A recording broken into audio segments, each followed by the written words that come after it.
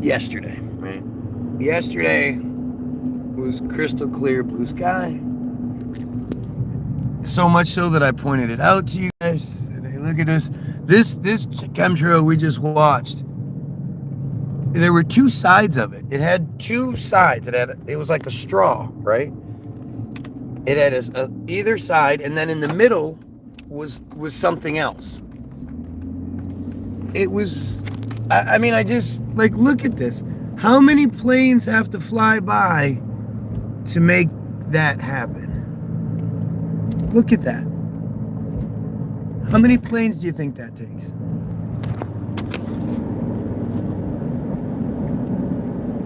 This is just, I mean, okay, so this is not marine cloud brightening going on here. This is not stratospheric aerosol injections. This is not solar radiation management or anything, right? This is just happens to be what the clouds are doing today. I mean, they directly come out of planes, but it's just because that's what planes are doing today.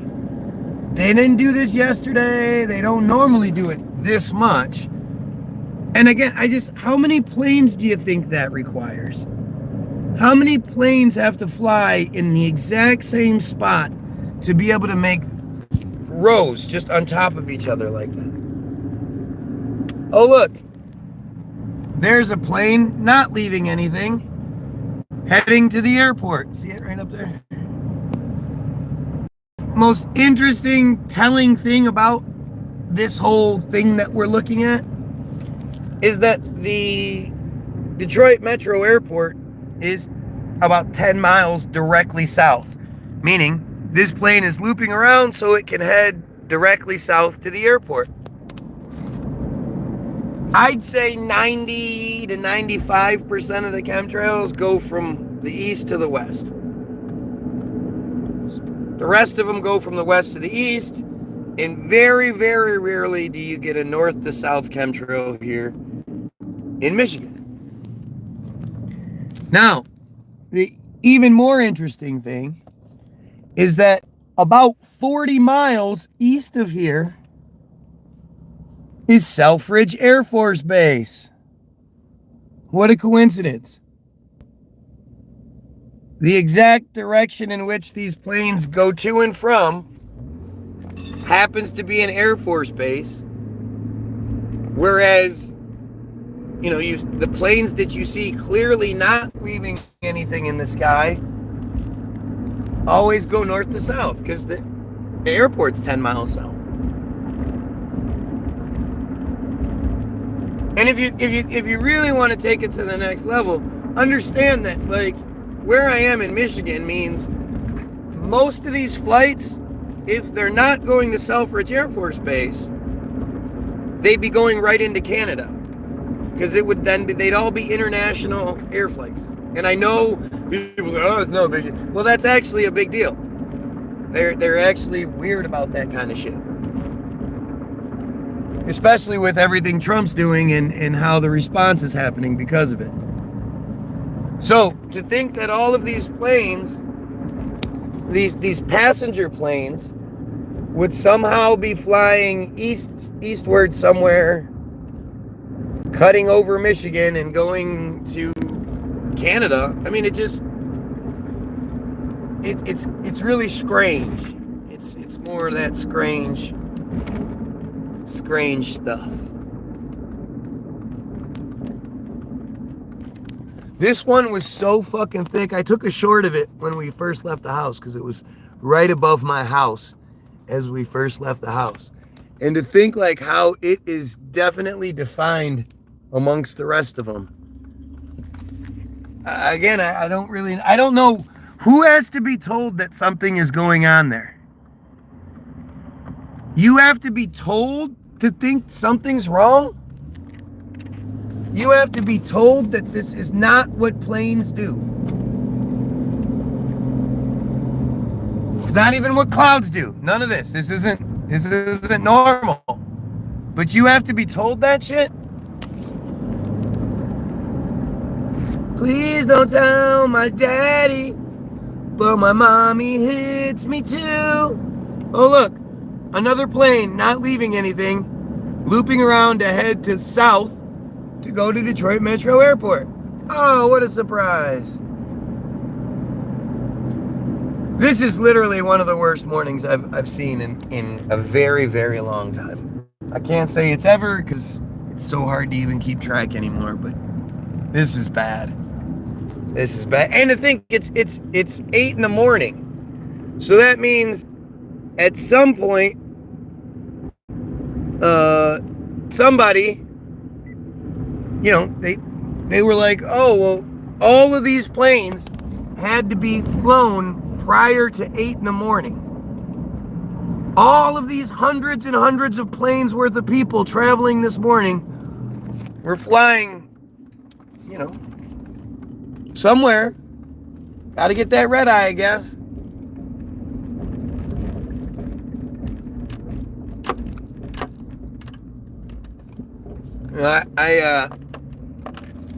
I really like the Lucius Aurelian page.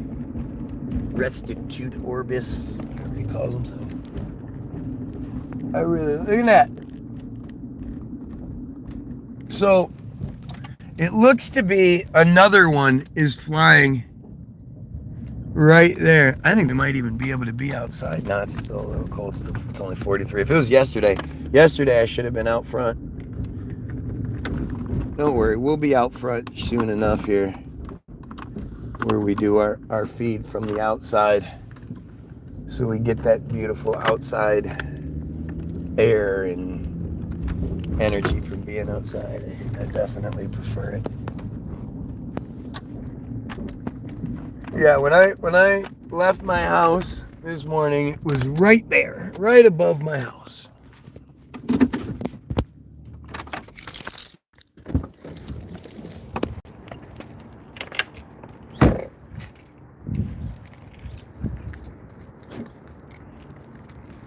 Jesus Christ. Look at all of the lines. How many fucking planes?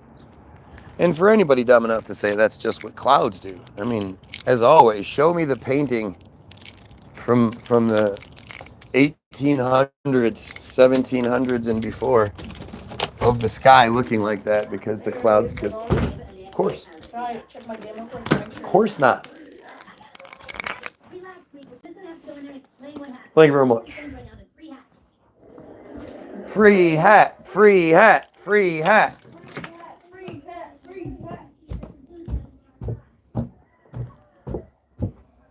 I cannot believe. Look outside. Look at the sky. Look, how many planes do you think that would take? Hundreds and hundreds of planes of commercial people just flying, you know, to their destinations. 7, 6 in the morning, flying into international airspace. That's what you do.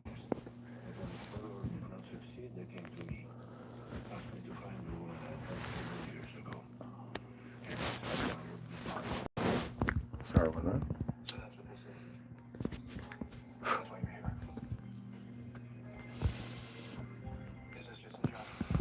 Oh my gosh.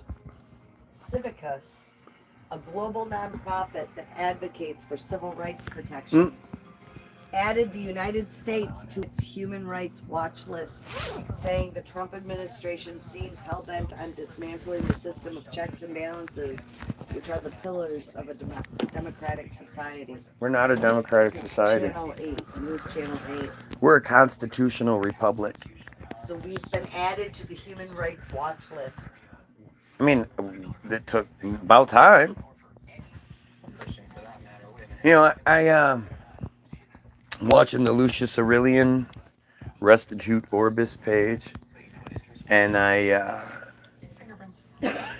was, you know, he did this episode about, you know, talking about the creation stuff, and I like how this dude, he doesn't seemingly have any sort of allegiances, and I really appreciate that. Like, there's very, very few people that I can say I don't think are Christians, or I think aren't Christians. Like my lunch break seemingly has gone very Christian, and I just fucking hate it. I really like that channel, but I fucking hate it. And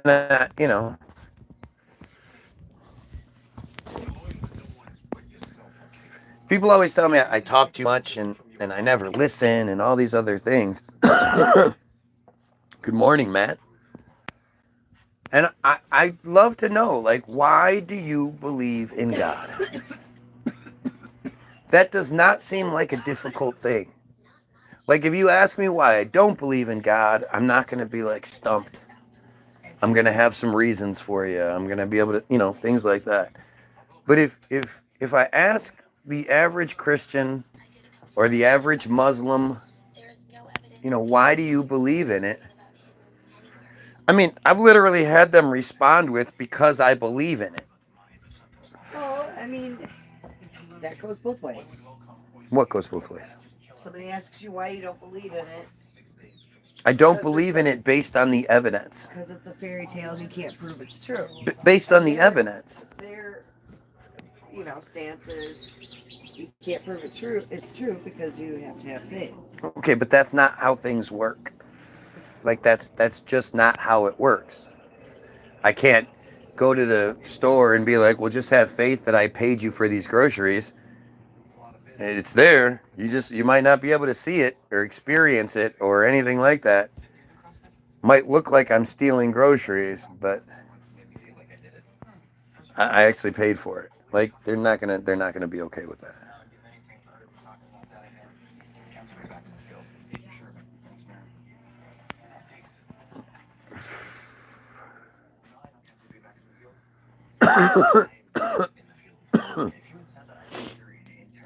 But why is it so difficult? Like, it's weird because I have this, like, this stereotype, this image in my head of what the religious person is supposed to be. And, like, you believe in this God narrative. And from what I've experienced, you tend to be like it's supposed to be this uplifting, like the Christians you come across that are like unbelievably positive and, oh yeah, man, thank the Lord, a beautiful day, and it's a beautiful day. And picked up the hanging rack. Right.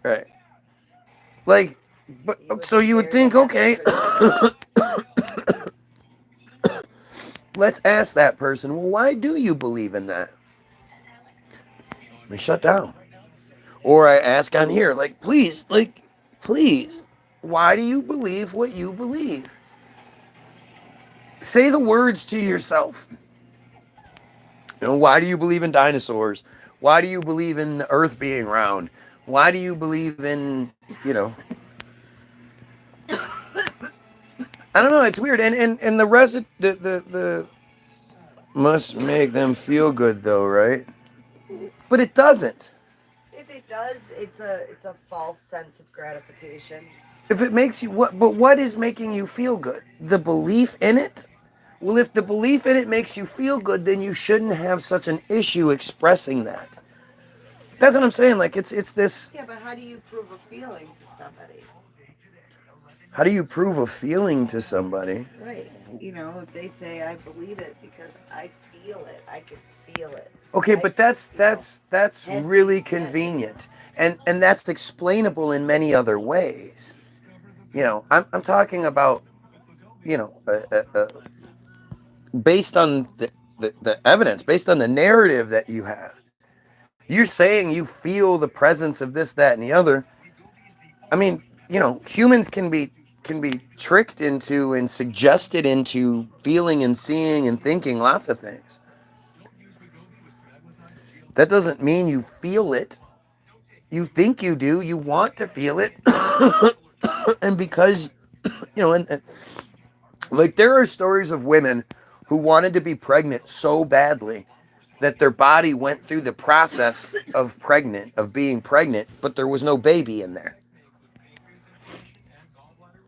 People can believe really, really crazy shit. and they can believe it to great lengths. But if your sole evidence, like the difference between you and I is, so can you imagine if I said to you, well, I don't feel it, so that's the only reason why I don't believe it, then nobody would accept There's no that. evidence either way, is the problem. So that people are left. There's lots of evidence against it. You know, one of the things that you're told is that the whole blasphemer thing and God will smite thee and blah, blah, blah. And it's like, well, fuck God. God doesn't exist. God fucks with children if it does exist. God's awful. God smells. God's a horrible J creation. So what if you get smited at the end of your life? Well, that's convenient then, isn't it? We don't know how it works. We don't know. Yeah, but it's but if it's all, you know, has to do with what happens after I die, then fine. I'll deal with that then. It shouldn't affect my life. Your stupid rules that you believe are the way it is shouldn't affect me. You know, they feel that how they lived it will affect their lives. That's not what it says. But it kind of does. How you live, whether you go to heaven or hell. Doesn't matter. All you got to do is repent. Really doesn't matter. For some people, I guess. I don't know exactly how that's supposed to work. But there are some people that, I guess, even if they repent, still end up in hell, right? I would say whatever makes you happy. Then that's pretty dangerous, don't you think? Do you say that to Muslims? Do you say that to suicide bombers? Do you say that to the genital mutilators of the Wahhabis? Do you say that to... Well, I know you say that to the ones that kill gays because you're a bigot like that. But, you know, do you say that to all the other crazy cults out there or just the one? I was what? Something else didn't come through.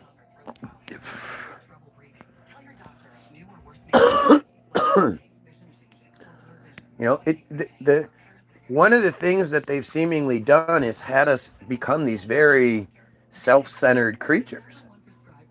You know, everybody is super concerned because they're on their journey and they you know, they're trying to find their own enlightenment and whatever makes you happy and shit like that. And I mean, I guess I'm a different breed than you are. Because I really do think, like, it's weird because if I said I'm a better athlete than you, and I proved it by showing you guys me doing basketball shit or football shit or whatever, lifting weights or whatever, well, I'm a better athlete than you. Everybody'd be like, well, yeah, I guess you are. Look at. But when I say I'm a better person than you, that's too subjective. You get, of course, especially like if anybody's gonna hate that statement, it's my wife. My wife is absolutely, there's no possible way that this piece of shit could be better than that. No doubt about it. And I get it. But the reality is right in front of you. You know, you choose to overlook shit because of your own personal satisfaction, your own personal gratification. And these are total contradictions that end up being exploited and used for horrible purposes. But hey, as long as you get yours, right? As long as your journey is to the you know. I mean, I just it's really strange, and I I hate to talk about it, but that's only because I don't want to upset my wife. But if she wasn't in the picture, I would talk about it a lot more. And because of her being in the picture, I have more of an access to another version of religion than I would any other way. And I see all this stuff my wife does with her groups and her witches and their, you know, and I know several of them, and I see people who are like, it's like they desperately reject the narrative that we're given because they're smart enough to see through it. It's bullshit. But there's still so much programming in there that they just latch on to something else.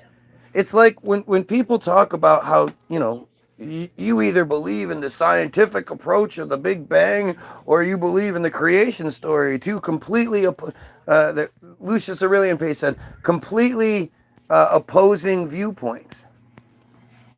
But they're not. They're almost the same, just different names, but same concepts. That the thing that created everything, we don't talk about what created that. And then that because of this thing, it created this, which led into this and led into this and led into this. I mean, it's very similar. You don't seem happy or relaxed. I don't feel like I'm missing out. See, it's always funny. You point out how Wally's a bigot who has horrible bigotry inside of him.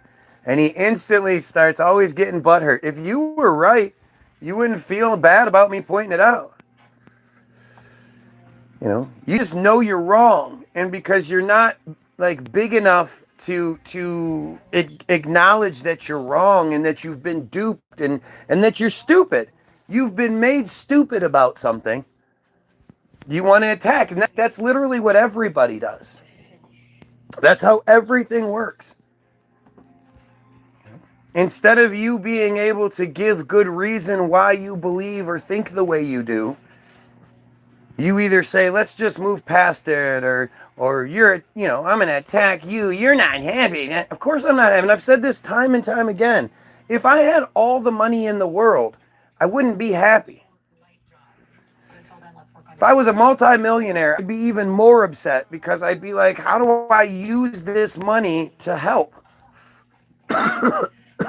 Personally, I don't know how anybody can just be, I'm just happy. Because you shut everything off. I mean, that's really what it comes down to. That's where the whole you're a piece of shit thing comes into play. That's where I'm a better person than you comes into play.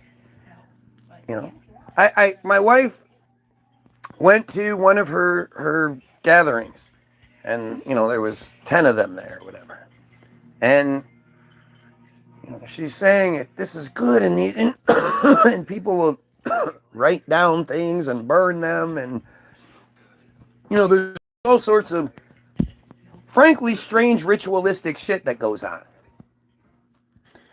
And I said to her, okay, so at what point did the genocide of thousands and thousands of other people, mainly women and children, come up during your whole meeting? Well, it never did. And it never does. And it's a fantastic distraction that this group of intelligent, creative, capable, mostly women, this group is completely, like, they're not doing anything to help other people. It's all about their own personal journeys and their own personal this and that. And most of the time, it's because they're not willing to look at their own shit. I hear them talking. I know you say one thing, but I hear the speak, and I see how everybody is. And we just had a crazy incident happen. Well, they had a crazy incident happen where, to me, like, I was validated. True colors were shown, and I was like, see?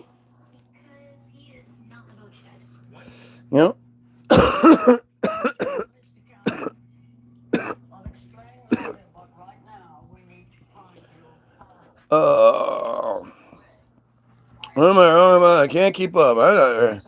If you weren't gaslighting Wally, maybe he'd have a different demeanor. You're gaslighting.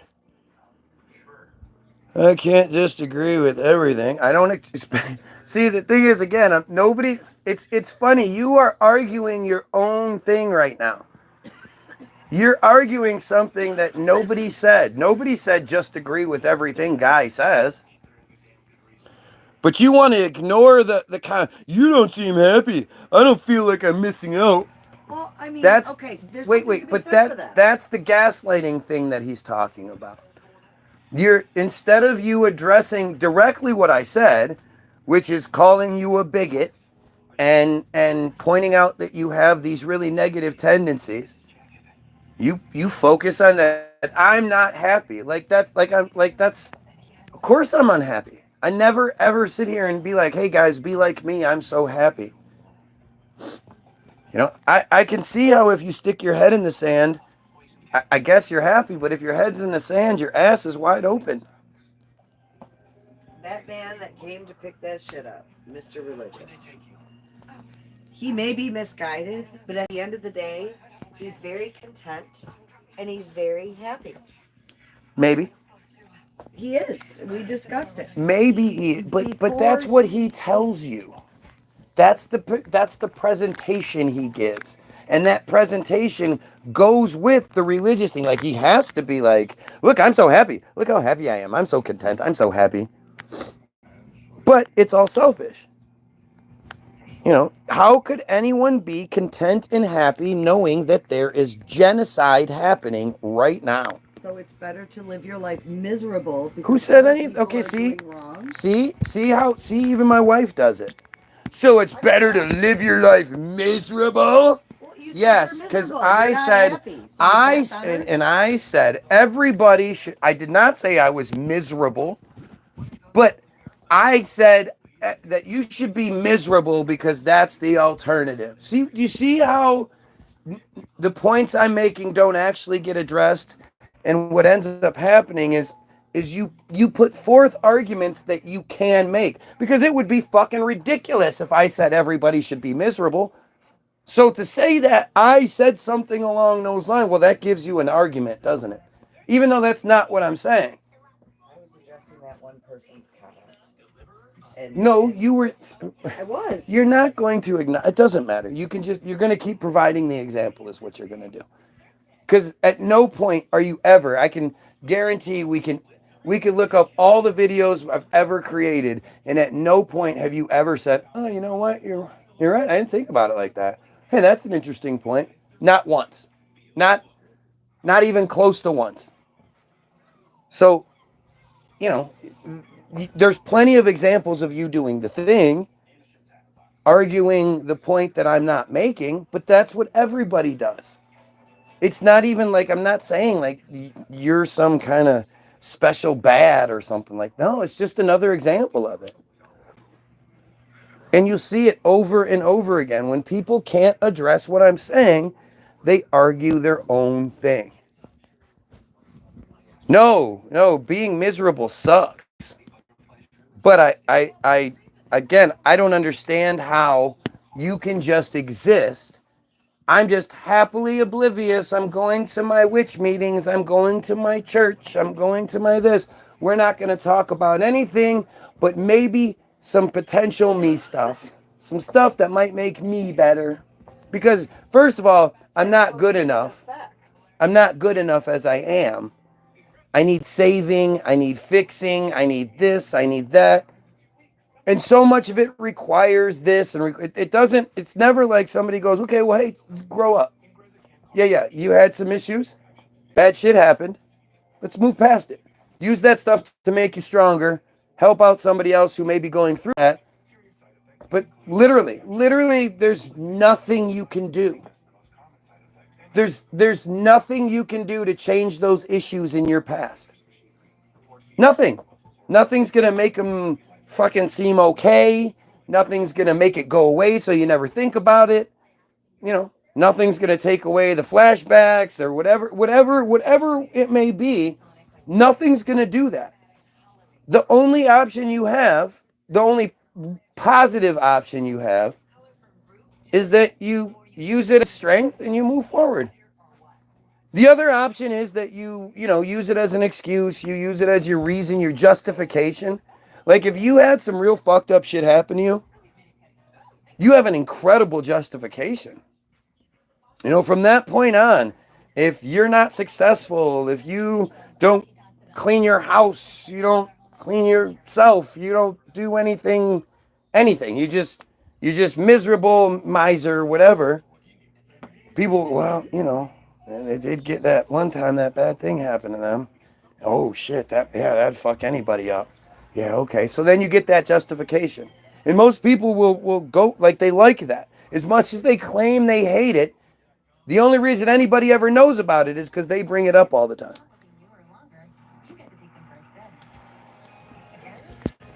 You guys don't hear me talking about my own personal bullshit all the time, especially not in my past and making these excuses and all.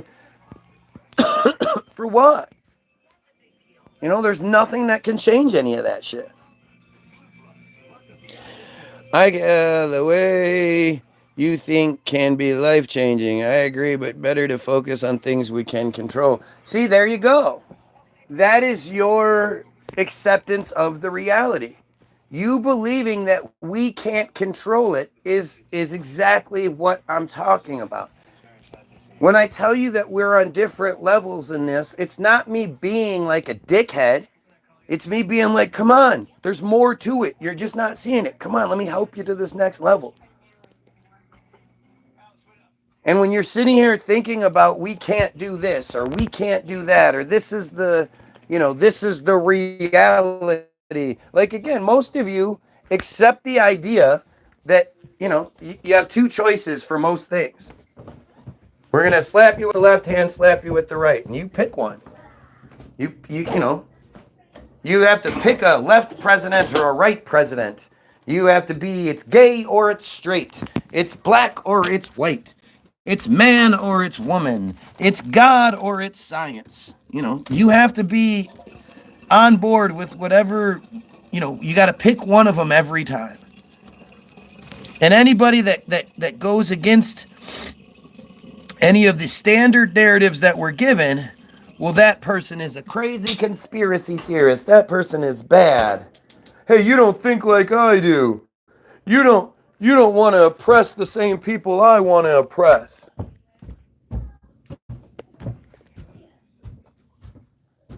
Talk about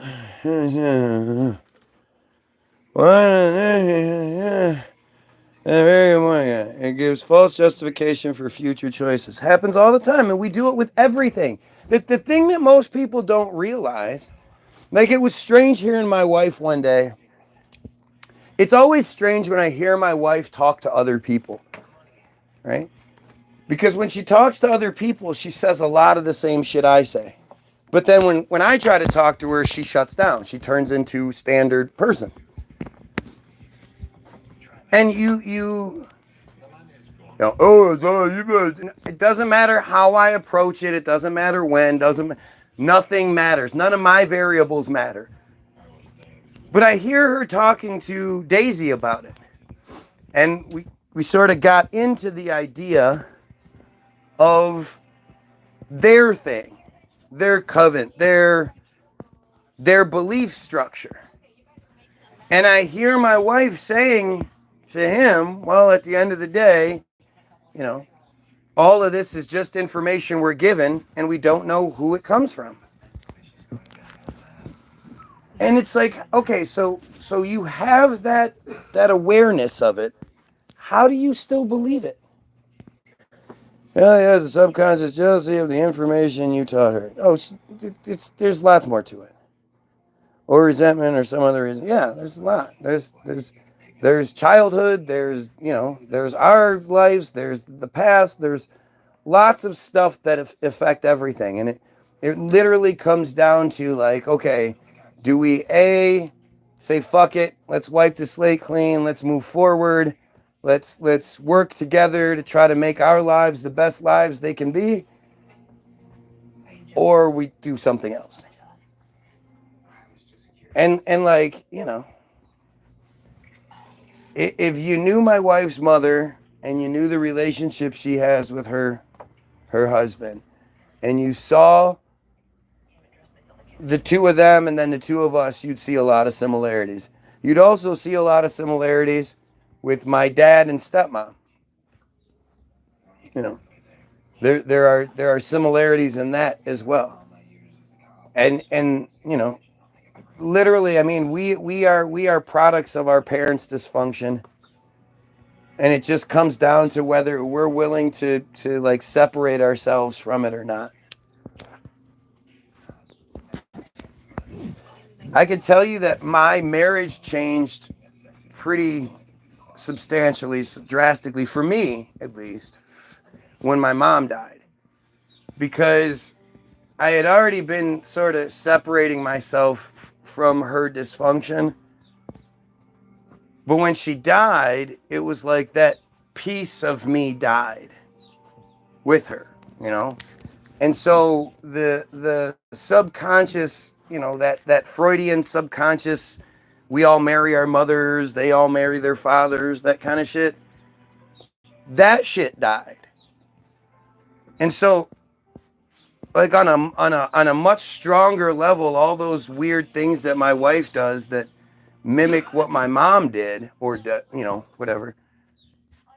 Instead of being these subconscious attractors, became just more dysfunctional shit that I was like, yeah, no, I don't want that anymore. So the real issue, like I always believe, like with my wife, that we are both, like, she is capable of being exactly what my duality needs, right? She's capable of being this really amazing, loving, caring, supportive. Well, she's capable of it, while she's also capable of being the other side, And it comes down to a choice at the end of the day. Are we going to be the one side or the other? And it's the same thing with me. Like, I'm capable of being the cheater, drunk, drug addict, piece of shit, blah, blah, blah, that she needs me to be. Or I'm capable of being this really great, supportive husband who wants to help you work through your issues and not going to judge you on your past and all that other shit if you want to. And it's like my wife's own dysfunction in believing that all guys are like this. It doesn't matter what I do. She's going to keep trying to prove that point, that all guys are like, if eventually all guys will be this, all guys will do this, all guys will cheat, all guys will whatever. And, I'm just going to push and push. And then when it happens, I was right. See, I told you. And she won't take any responsibility for it. It won't be because of anything she did. It's because all guys cheat, and that validation will be there, and mom will be like, see, I told ya. And that's just how our dysfunction works. Until we're willing to say, look, I don't want that. I don't want your life. We're doomed. That's our programming, and it totally makes sense. Like, in my wife's eyes, her mom is her hero. And it's weird because she doesn't want her to be. Like, she's not like this super smart, super capable person who just, but she protected her. She had the strength to leave the abusive father and work the job she worked and do what she sacrificed, what she needed to sacrifice to ensure that she didn't live in that life. And so there's this blind hero worship in there that prevents her from seeing things. Which, if that's your hero, you're going to emulate them, whether you mean to or not. They're here, so you emulate their behaviors because you look at them from this hero perspective, the little kid hero. And I know a lot, I don't do that. Well, there's a little kid inside you that does. And it's not until we address these kinds of things, and it reinforces the toxic habits. Yeah, and not until we address these things that we move forward. It's really difficult, though, when you have one person like me who's saying, okay, let's lay the cards on the table. I'm going to be honest with you. You be honest with me. Let's talk about it. If I'm doing something you don't like, then tell me. Give me the option to choose whether I want to continue to do that thing, or if it's something okay, cool. You don't like that? I don't mean to do that anymore. That's fine. You know, you can give me that respect, that option. Or, like, that's my perspective. And my perspective seems like a realistic one. It doesn't require faith. It doesn't require trinkets. It doesn't require spells. It doesn't require anything. It's just that we just work together and move forward.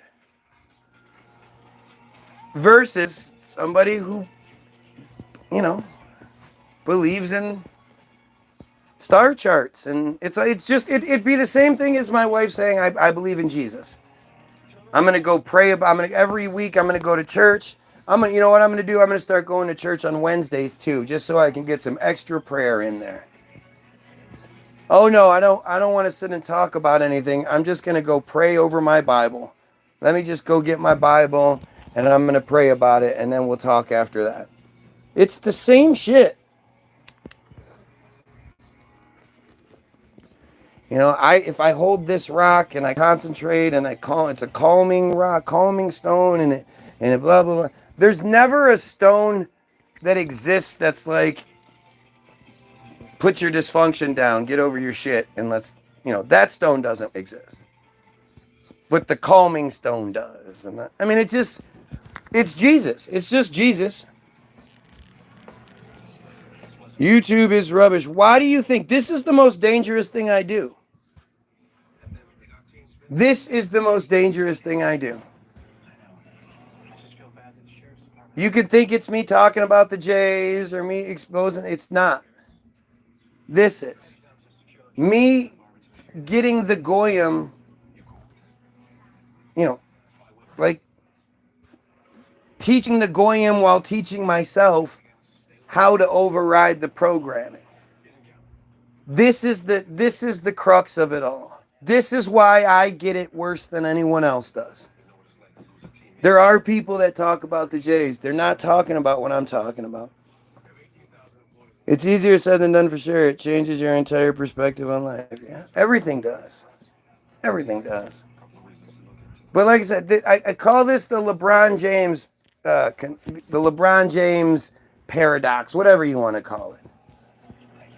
If I got a phone call when I got off of this video, and they said, hey, tomorrow morning we're going to pick you up, fly you over to LA, and you're going to have a one-on-one basketball game with LeBron James, where every basket you score is worth $10 million for you and $10 million for a charity you love.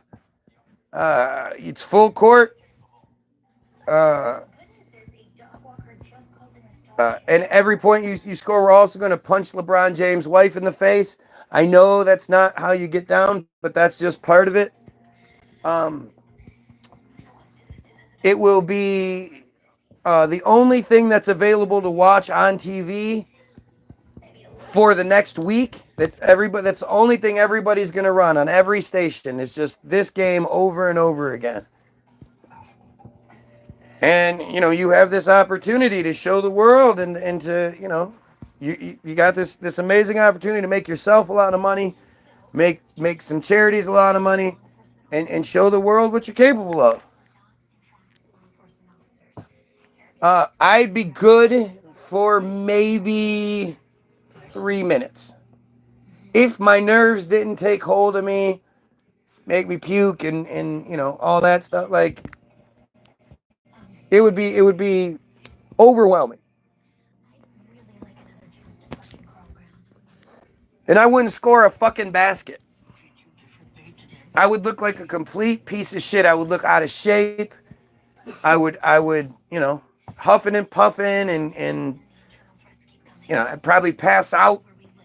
It would be nothing but negative. And then for the rest of my life, I'd never pick up a basketball again.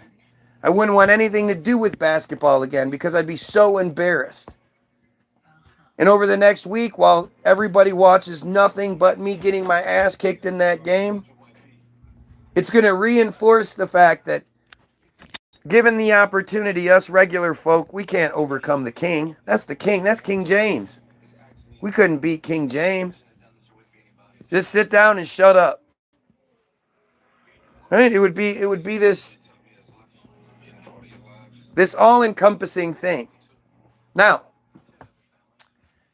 if I got off the video and somebody called me and said, "Hey guy, in 6 months, you and two people of your choosing, be anybody. You could pick former players if you want to." No, you know what? No former players. Just you and two people of your choosing. You three are going to take on LeBron James. All the same parameters. But you have 6 months to get ready. That means for 6 months, I get to train. I get to build my body up. Eat right. Cut all the bad shit out. You know. The days where I'm not feeling good, I wouldn't feel like doing it. I'm going to have my friends, my associates, my people there to pick me up. Hey, no, you got this. This is your opportunity. Don't screw this. Well, you would think I would have that. Come on, we got to do this, you know? Here, let me go. Let me run with you. Let me help you. Let me work with you. I'd have an endless stream of people willing to help me, especially if they thought they might get a little piece of it. And me and the two other guys, we'd have opportunity. We'd have time to plan different strategies, you know, figure out ways to do things, figure out how we're going to stop him, figure out, you know, whatever. And come game time, we'd get destroyed. We'd still get destroyed. Me and two other people still get destroyed. But we'd score. And be right down. And we would show the world that together, even us average folk can overcome that monumental challenge. And the more times we were allowed to do it, the more times we'd be likely to win. And eventually we'd win, especially if we played, you know, kind of continuous.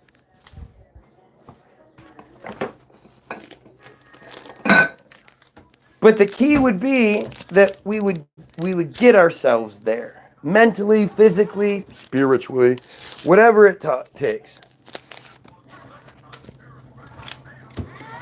And that's the same thing with what we're dealing with here. And that's what I've been trying to, you know, sort of tell you guys forever. Is like, at the end of the day, if I got the phone call, "Hey, Guy Williams, you're now president.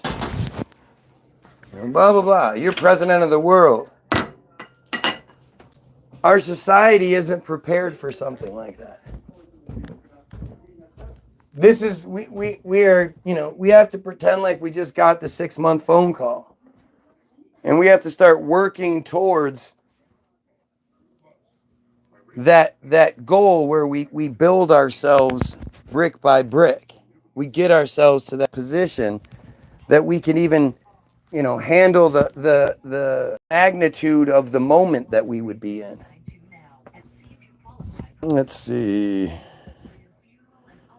Oh, Hussein Bucks, I guess, cowardly retracted their messages. "It forces you to participate for fame and money, or you refuse and possibility to get hurt depending on who is taking you. It's basically trying to go up against your good moral, natural, and then to ruin your reputation."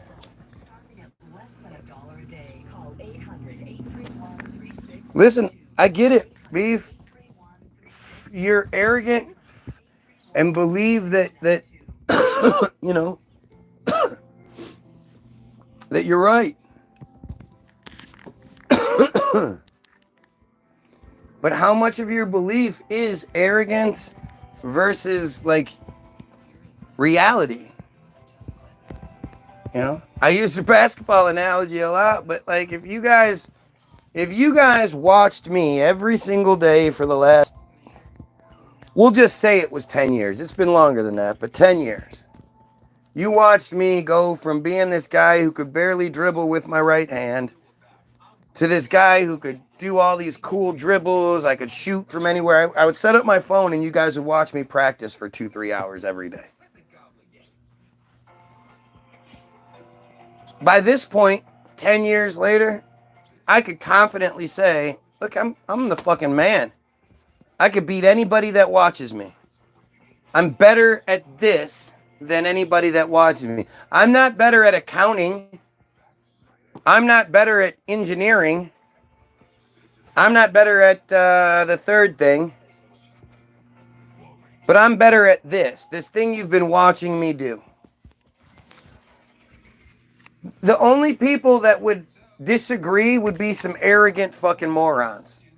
That, or like, you know, maybe there'd be some people that do play basketball regularly and they would be like, yeah, I think I could give you a game. That would be one thing.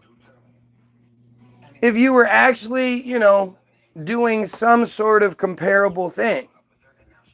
But for all the people that are sitting on the couch and they played basketball in middle school, in high school, and they watch basketball, who think their fat ass can get off the couch and give me a game, that's a level of arrogance I just don't have.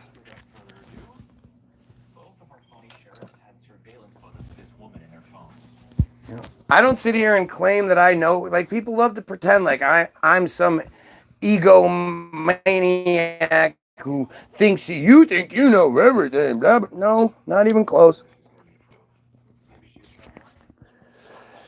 You drop me in the middle of the woods with a hammer and nails, I'm not building you a cell phone network. It'll never happen. There's all kinds of shit I don't know anything about.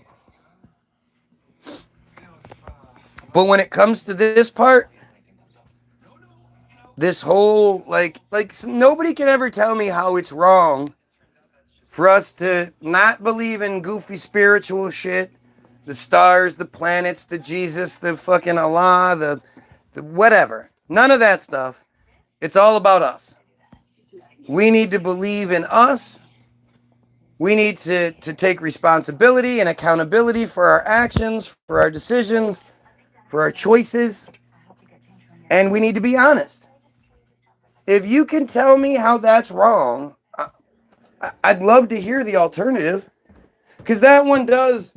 Like, unlike Jesus, unlike stars, unlike any of that shit, what I'm talking about actually takes a lot of work. You have to be willing to look at your own personal shit in ways that most of the time you've never been taught how to deal with. You know, you're literally, your society has told you to pray. Your society has told you to yell and scream, and I mean, look at how all of you argue. You think it's a coincidence that you all do the same thing? You all do the same. You know, it's Western, it's Christianity basically, but you all do that same thing where you come up with your own arguments. You don't argue against what I'm saying. You make up your own nonsense. Well, so what you're saying is, so you think blah, blah, blah. No. It's crazy. And it happens every fucking time.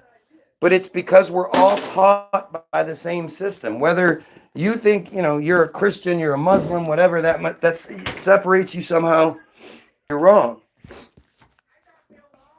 And that's another thing. Most of you just can't hear those two words. You're wrong.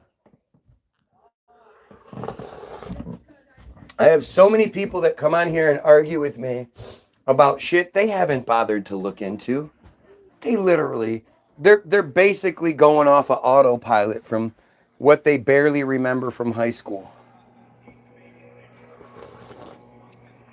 Maybe they took a college class at their community college one year. They saw an episode of of Blue Planet on PBS or some shit. You know, Awesome Planet with Philippe Cousteau. And I know how my wife thinks. I know how you guys, well, that same thing could be said about you. Sure. Except, I'm not pushing any sort of ideology or cosmology or standard belief structure. Look at, you have somebody that will come in here, and because, again, it's not like they can argue or make any good points. So they just say something like, Christ is king. Like, it just shows you the exact thing. I'm missing the whole point, right? It's so funny how people find enjoyment in wasting their own time, such deplorable anti-life activities. Right, you'd think it would like,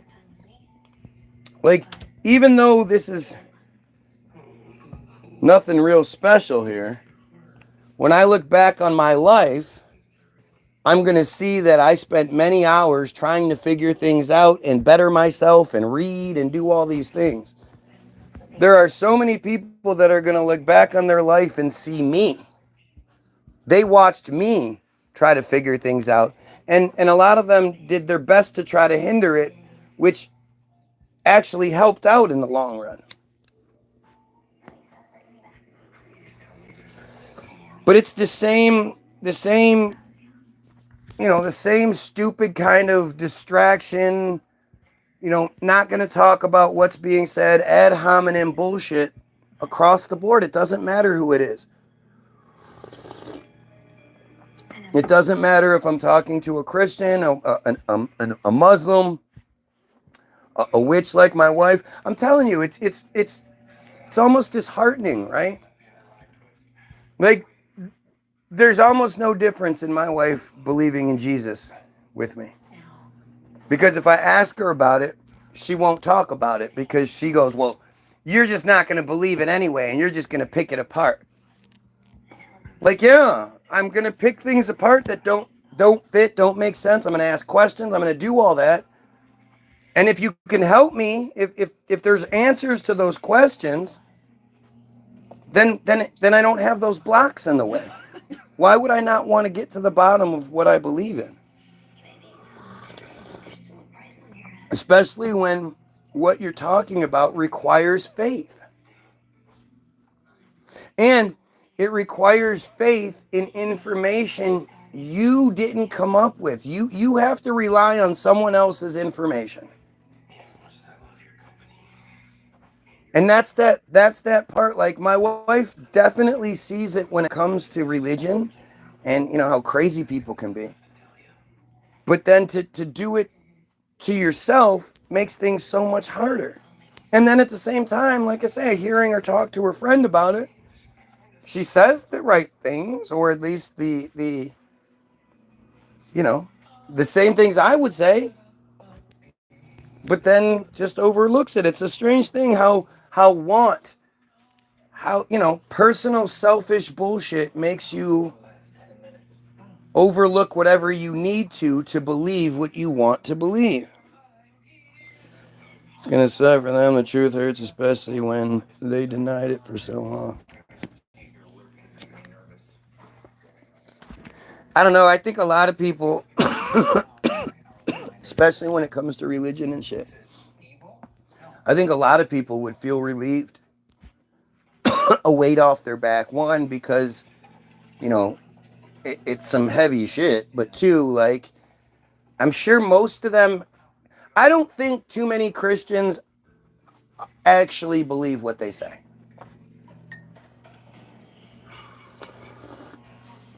And it's pretty obvious. I mean, the Bible gives you a list of rules that you are to follow if you want to get in heaven. And if you don't follow those rules, you go to hell to burn for all of eternity. Like, that's some stake in that there, boy. If you can repent and go to heaven, how is there anybody in hell? Because, like, the only way it makes sense to me. Too severe here to repent for? Is that what it is? No. They give you the rule book because if you fucking, it's like one thing to repent for the things you didn't know you did, but to be like, oh yeah, I knew I wasn't supposed to have sex before marriage, but I had lots of it.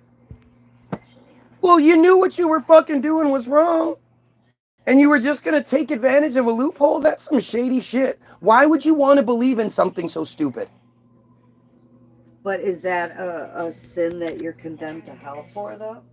Yeah. Is that a hellbound sin? All of them are. Not all of them. Which ones aren't? I'm asking. I don't know. But I have been told that not all sins are severe enough to send you to hell.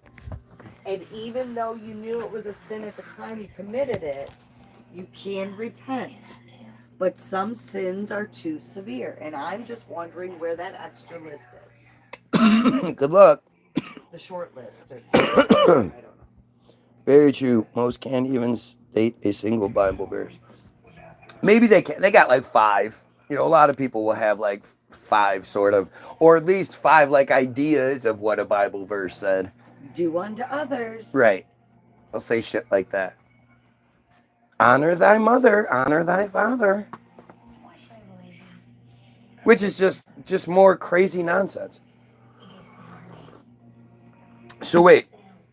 The father that rapes the child, rapes the children, rapes the siblings, beats the parents, does this, drinks, does the, honor that guy. He is your father after all.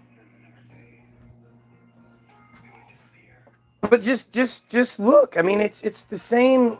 Like, it's weird to me because the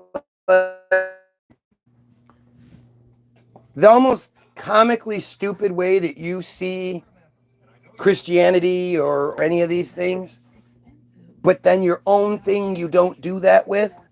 I do that with all of it. And it's weird because it's like the earth shape, right? Once you really do accept it, it's amazing how much it is like goofy, is stupid. Or the reset concept. For me, once I accepted the reset concept, I'm somebody that knows lots about history. I read lots of books and I watched lots of shit. Watched lots and lots of history shit. While you guys were watching Friends, I was watching History Channel shit. But once you accept the reset idea,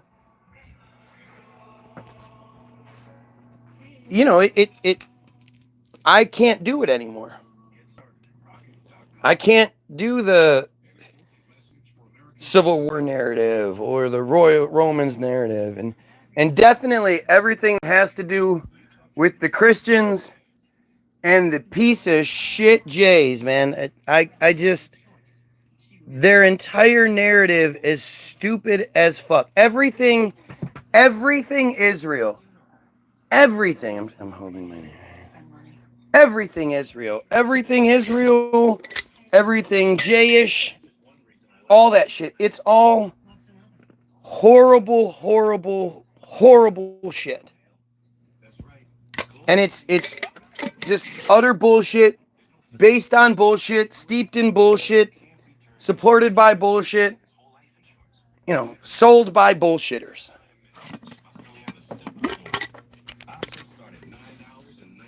And I just, I was hoping somebody would hear that.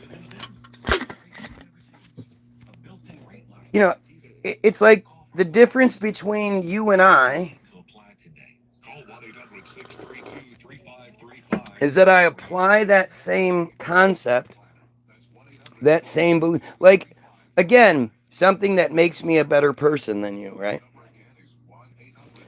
I'm consistent. I'm the same person throughout. I'm respectful and all that stuff, and like I don't go just picking fights where there's no fight to be made. But I'm this guy. I'm this person. What you see is what you get. I don't I don't hold back. I don't hide things. I tell you how it is. I'd much rather you not like me and know you don't like me than us form a relationship and then you find out you don't like me. I'm so much better than any fucking dumbass troll. I can tell you that for sure. If you're dumb enough to fall for that, I'm not surprised. But yes, as far as better person goes, I'm a better person than every single Christian out there. You know how you know? I don't hope something happens. My best case scenario doesn't involve the death of fucking everyone. Do you understand? Believe that. Yes, they do. That's the essence of being a Christian, is believing that Christ is going to return. Right? I really don't think like the It- average person It does not believes in matter. God It does not matter. believes that. Believes what? That Christ will return? That no, I really don't think. Well, if we're going to go with that, again, most people that claim to be religious don't really believe in what they're saying. Every time a female, says something to me in this arena, she clearly doesn't believe in her Bible very much. I encourage females to speak their mind. The Bible does not. 1 Timothy 2:11. Well, I mean, I look at people like, Stubbs family, who all believe in Jesus, and they believe in like the whole happy part of religion. They don't like get into Selfish bullshit. I mean, but it's not selfish in the way that we see selfish. Of course, it's selfish. They believe it. They believe it. No, they believe it to justify their bigotry or whatever else they have, their hatred, and they believe it because when they die, they can't accept the idea that they're not here, that they die, so they want to live forever. So they want to, they're willing to overlook horrible shit so they can go to heaven. That makes you a shitty person. It makes you a less person than me. The fact that you are like, yeah, I don't support genocide, but those are God's chosen people, so I'm kind of in a bad spot, means you're a piece of shit. And just like being stupid, you might not actually be stupid. You've been made into being stupid. You've been made into a piece of shit. Well, it blew her fucking mind when Jesus didn't come, when she was at her breaking point and needed him, when she went on her psilocybin guided journey. And now she's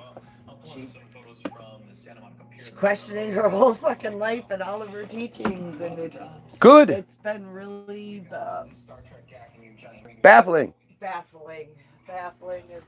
But where is she? But the thing is, she's only getting it from, like, she's going through it in her own head, the head that got her there. She's not looking in other directions. She's definitely not taking, like, the day she would come to me and talk to me about it is the day that you know that she's at least on that next step. I always used to say this. Angela hates it. But when we used to be friends with some of the same people, especially one person named Sarah, when Sarah wanted to be confronted with her thing, diet confronted with her thing, and still be told everything's going to be okay, she would call Angela. When she was sick of it, and she was willing to take the blame and not put the blame on anybody else, and, she would call me, because that's all I'm ever going to do. I'm going to put it on you. And she would call me 1 out of 10 times. You know, there's that part where you have to be able to acknowledge that some people might be better at some shit than you are. And the day that I run into somebody that's better at this than me, I'll be in awe. I'll be a sponge. I'll want to learn. But I don't seem to find that very often. You know? Just like there's really no opposition on my feed. Right? Look at these comments. All they do is prove the point. Right? Just if I was wrong, and this is what I've told you guys repeatedly. If you really wanted to like troll me, bother me, hurt me, upset me, the best thing to do would be to tell me exactly how and why I'm wrong. If you could take my legs out from under me, that's one thing. When you provide the example for the stupidity I'm talking about, that doesn't bother me at all.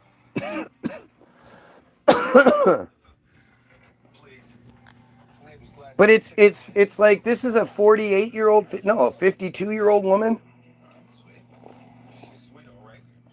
who is essentially having this existential crisis because, the bullshit she resisted accepting or resisted denying her whole life, finally it was enough. It was a personal thing. Again, it's just more selfish bullshit. God, Jesus not coming to, Palestine is full of Christians. It's not just Muslims being genocided by these piece of shit Jays. A lot of Palestinians are Christians. Not a majority, but a lot. My friend Bassam Abu Hassan was Christian. If you think that whatever you were going through with your own personal bullshit is worse than what those people live everyday life, bombs being dropped on them and all that shit, you are proving the selfishness it takes to say, oh, well, obviously God didn't answer all of those fucking thousands and thousands of people's prayers, but he didn't answer my prayers in my time of need. Oh, he must not exist now. You realize how many people it takes that? It takes something tragic happening to them. And even then, it's not like, my wife is in that position. I can answer that, though. So you are taught that God will be there in your time of need, in your greatest time of need. Now, just because God wasn't there to save them, well, we can't control what they did. So maybe they didn't do something right. I know I can control me, and I know what I've done. See, again, you're just digging the arrogant hole. It's not the arrogant hole. Yes, you don't know what those people have done. Right. You're assuming they're. So you're assuming that every single person there is not praying as well or as good as you are. That's how those people look at it. Yes. I know that I've prayed the way that I was taught, and I've done everything the way that I was supposed to, and he still didn't come. Maybe they didn't. I don't know what their dark skeletons But see, are. but that's, again, that's, first of all, to say that you have lived that life is an arrogant lie, because you haven't. None of us have. I'm not saying me. I know. I'm just, and I'm talking about, especially the person we're talking about. They definitely have not lived that life. But to assume that you have there are hundreds of thousands of people that have lost their lives, millions of people over the years, to this Israeli machine. To think that every single one of those people wasn't praying as good as you is some arrogance I just don't have. Or maybe did something in their past that praying can't repent for. Yeah, Who knows? but again, if you're an American, you absolutely have lived a life where you have done something like that. To say that, see, again, that you're just digging. The amount of arrogance it takes to assume that you are better than an entire generation of people And they still didn't answer for you. Like, that is some arrogant shit. And that's the point. You've been taught to be this arrogant, like compassionless piece of shit. All those children. You think that you are more innocent than all those Christian children?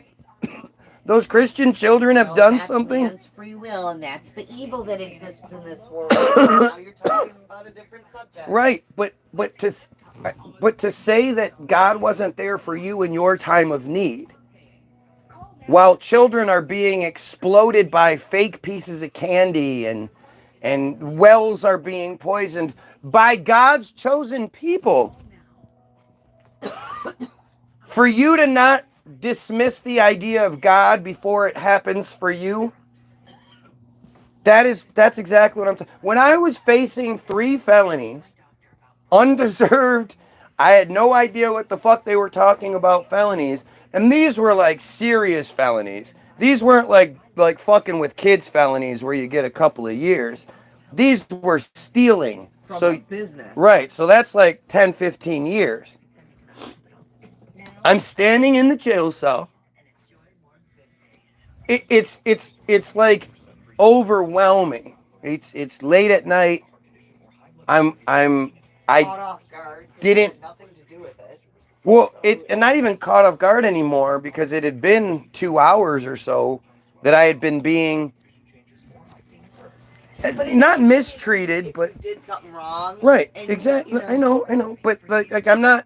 It's not like they're mistreating me per se. I'm just, the whole concept of it is mistreatment. I'm standing in the jail cell, and I remember this clear as day. Like, I remember thinking, like, this is that point when lots of people get on their knees and start praying to God. Hey, God, I know I said some shit in the past, and I don't said I didn't believe in you, and I'm not sure if I do, but you know what, if you get me out of this, then yeah, you know what, I'll stop, I'll change my life, And I remember going through that in my head and thinking, I can't even, like, I would feel stupid. Right, I can't even bring myself to do that. That would be so stupid of me. And I just, they say so many people find Jesus, find religion in prison. Why do you think that is? They have nothing better to do. They're fucking bored. Well, that, and they're looking for their own, their guilt. They're trying to make themselves feel better because they know they did something wrong. There's this one video. This guy, he had tattoos. I remember he had these tattoos on his face, like sideburns, but they were like these big tattoos on either side of his face. And he had, he thought his girlfriend was cheating on him. So he went to her parents' house, killed her parents, and then killed her, who was pregnant with his child. And she didn't cheat on him. And so the interviewer, the newscaster, is doing this interview with him. And he's talking about how he's found Jesus and he's found all the salvation and blah, blah, blah. And the guy says, well, do you think you deserve to die for, what you did? And he's like, no, nobody has the right to take another life. That's God's choice on who takes lives and who doesn't. And the reporter looked at him and was like, yeah, but you killed 3 people. And he was like you could just see, like, I learned from, he didn't turn that into... We're sorry. The person you are trying to... He could have easily spun that. Yes, I did. And I fucked up. And I've learned since then. I found God and learned that I didn't have that right. Yeah, but he didn't. Why did he say that? Because he was a fucking idiot. Because he's the type of idiot who believes that God would give him salvation for doing what he did. you should off yourself if you do something like that. No? I mean, it's just... I think that's too easy. I think you should be No.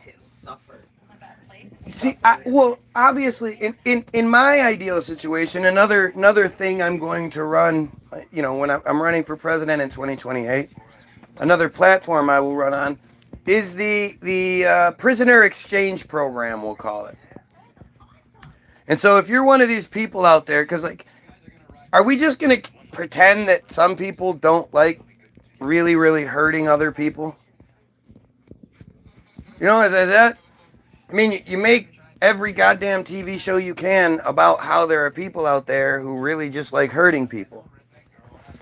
So why don't we have some program that people can anonymously sign up for that, if they prove that they're not committing crimes and they they sign up for this saying, I have these murderous tendencies and these rape fantasies and all this shit. I really like torturing, but I don't want to actually do it to an innocent person. So they sign up for the program where the violator is then delivered to that person. And that person can do as they wish with that other person for as long as they want to. Okay, so think about this, though. Think about all the people that have been wrongfully imprisoned. Who then is going to be in charge of proving that this person did, in fact, do what we think they did? Well, I don't think that anything is black and white. So I think in cases where there is question, well, then we can have,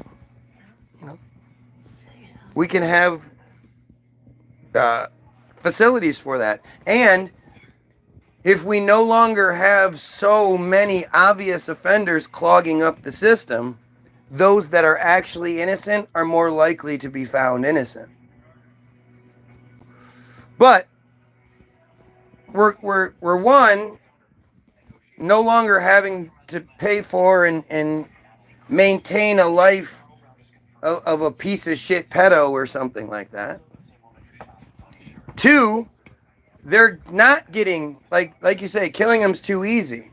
So let them, if the person that gets them kills them, well, that's, you're on the waiting list. Now you got to wait another few years. And maybe, fucking hey, in our society, who knows? But if those people who were the murdered, if they knew that they could get away with it, all they had to do was follow the rules, I guarantee they'd be much less likely to be out there fucking with innocent people. Okay, so what about the chick that has been repeatedly abused by her dude, her husband? And then out of the blue one night, he's not hurting her, it's not self-defense, she just snaps, gets a gun, and kills him. So where does she fall in that system? Does she get sent to the island because she killed somebody? Is the abuse documented? No, she was too afraid to go tell anybody. Well, then that's on you. You're going to get in trouble for that. So she's going to be sent to the torture island? No, not torture island. No. People have setups in their own houses. You set it up how you want. So she gets... No, she could go to prison. There's still going to be prison. I'm not saying there wouldn't be prison. But again, at the same time, when we free,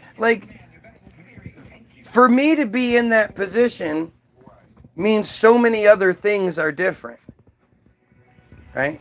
Means there are way more options for women out there and way more programs available. There are no J's in the positions of leadership who apparently get off on these kinds of things to maintain the laws and standards and practices to continue to allow these things to happen without punishment. Like that episode we saw yesterday, that broad killing her husband, he should have been killed a long time ago. Why would somebody that horrible be allowed to exist? It's not like that one broad is the only broad they're going to beat the shit out of. And we have to be more honest and open and transparent in the way that we do things. In today's system, she gets punished. She gets sent to jail. Yeah. So, that's what I'm saying. Like, in a system, you still have to have somebody that's the ultimate judge of that. And they get the shit wrong all the fucking time. So, Sure. If we have a panel. Well, to then commit crimes against humanity. I mean, we have those are war crimes that countries and people get held accountable for. That's I don't know what you're talking about. Okay, I'm saying, like, why do you assume that there's only not guilty or handed off? I'm saying the people that commit the worst crimes, the people that we know raped and violated these children, these women, whoever, there's no question of guilt. There's no. Then there's a program that instead of us paying for them to exist for the rest of their lives in a, cushy, protected wing of the prison and all that shit, no, they get given off to other psychopaths who at least show enough control that they won't hurt other people, knowing that they get to hurt people legally. That's two birds with one stone, man. That's feeding two birds with one seed. So how do you contain them in the in-between time? The knowledge of knowing that you could either be given off to somebody else, or you can wait and you'll be given somebody else. As soon as you violate, well, not only are you kicked off the program, now you know what's going to happen to you, right? Yeah, there's lots of those out there. It's just so what's the difference between those and the ones that are out committing the crimes that end up being passed off to those? The ones that sign up for the program and say they won't hurt any innocent people. As long as you agree to not fucking engage in that shit, learn some patience. Keep that fucker right. Keep that fucker around for a long time. No, it's not. It's not self-control. It's incentive. The other option is that we continue pretending like it's not a thing. It's a thing. There's a lot of you that don't quite have that want to kill people thing, but blah blah. But you sure do love watching it. Me? I don't, horror movies and all that shit. That shit's dumb to me. But there are lots of you out there who love watching a Saw movie. My wife loves watching these dumb shows. All about people getting killed and raped and fucking, but the writing's good. People have their, it's like the whole Ron White, all guys are gay kind of thing, right? When you're watching porn, do you want to see some small, flaccid penis? No. You want to see a fucking big hard cock, don't you? There you go. Gay.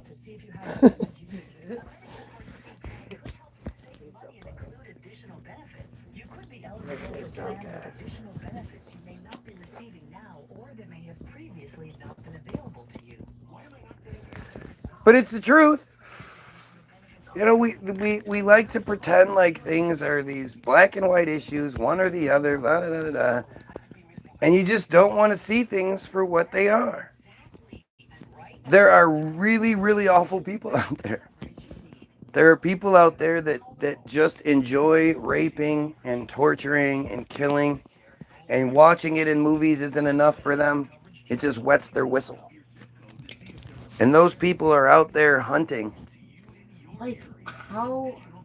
And I guess you could probably figure it out about yourself when you're young. Like, if you're ever with a friend or a sibling. Why do these people want to watch me shower so bad? You are fucking weird. And they get hurt.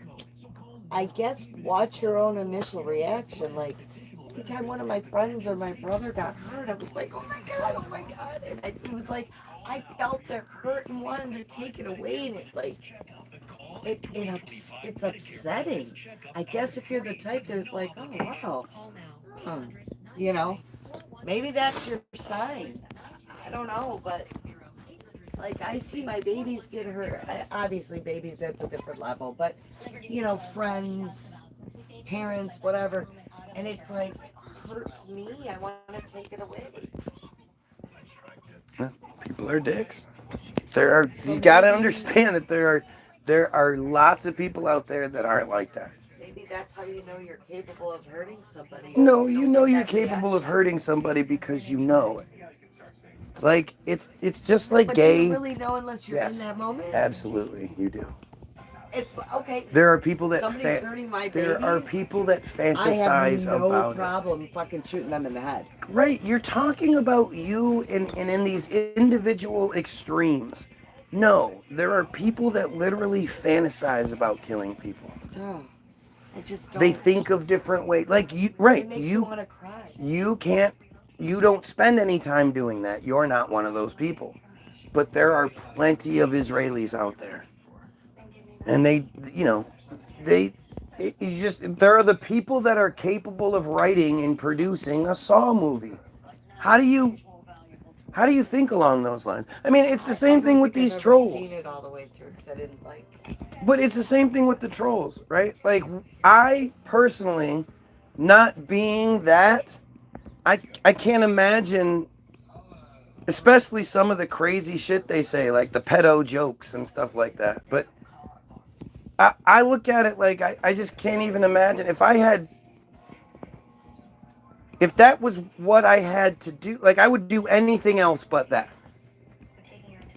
And yet, the mentality it takes to think, like I'm gonna go on this guy's feed, who I know is talking about ending the pedos and the Jays and, you know, making the world a better place. And I'm going to try to interfere with that by saying stupid things. It's not something I can wrap my head around. Killing people isn't something I can wrap my head around. I just, for fun, for sport. Killing animals for sport. I used to fish. When I was a kid, I used to love fishing.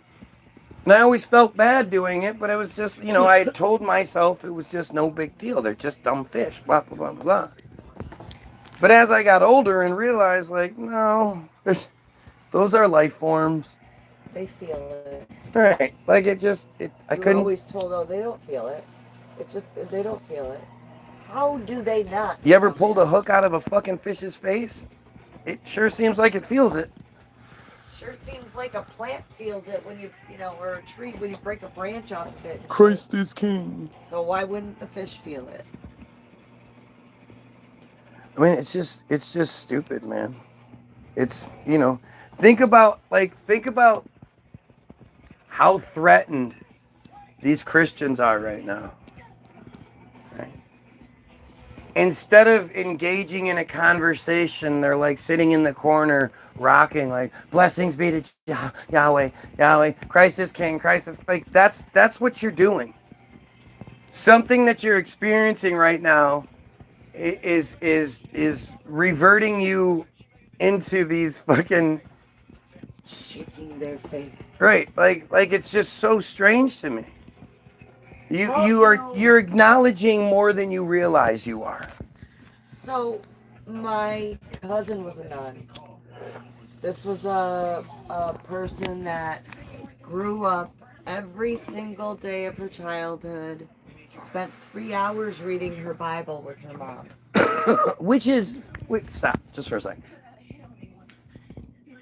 That's cult, right? That's cultivation, because you don't do that with anything else. Nothing else requires that happens. That's why And it's, Vanessa hated going over there because she would be forced to sit there and read the Bible with them. but if you're doing 3 hours a day at least, how many times you've read that thing by the time you're 10, 12, 15 years old? I have no idea. Anyway, sorry. But that's that repetition, that forceful repetition, and especially on a child who's not given that choice, that's cult.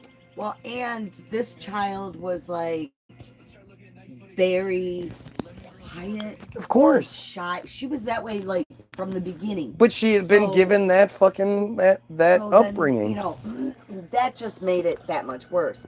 So of course she grew up and became a nun.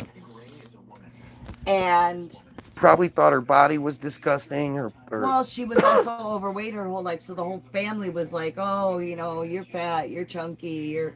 She wore glasses, her teeth weren't straight, like so. Yeah, she was also the ugly kid, so that didn't help anything at all either. Um, and then the fucking priest molested her. well, no, you repeatedly. just yada yada over a lot. I mean, she became a nun and she was molested by her parish priest. Now, this was also somebody that, through the church, with other nuns, opened a battered women's shelter. So, battered women of, Victims. So he went victims. shopping. So he got access to women who were vulnerable. That was pretty smart, huh? So they, the church funded this whole shelter, this whole house that these nuns ran. And he was molesting the nuns, her and her one friend in particular. And so talk about shaking your face. She left. She quit being a nun. She sued the Greek She Orthodox quit being a nun Church. because when she brought it to the attention of those who could do something about it, they told her to shut up. And they moved her. They said 1 Timothy 2:11.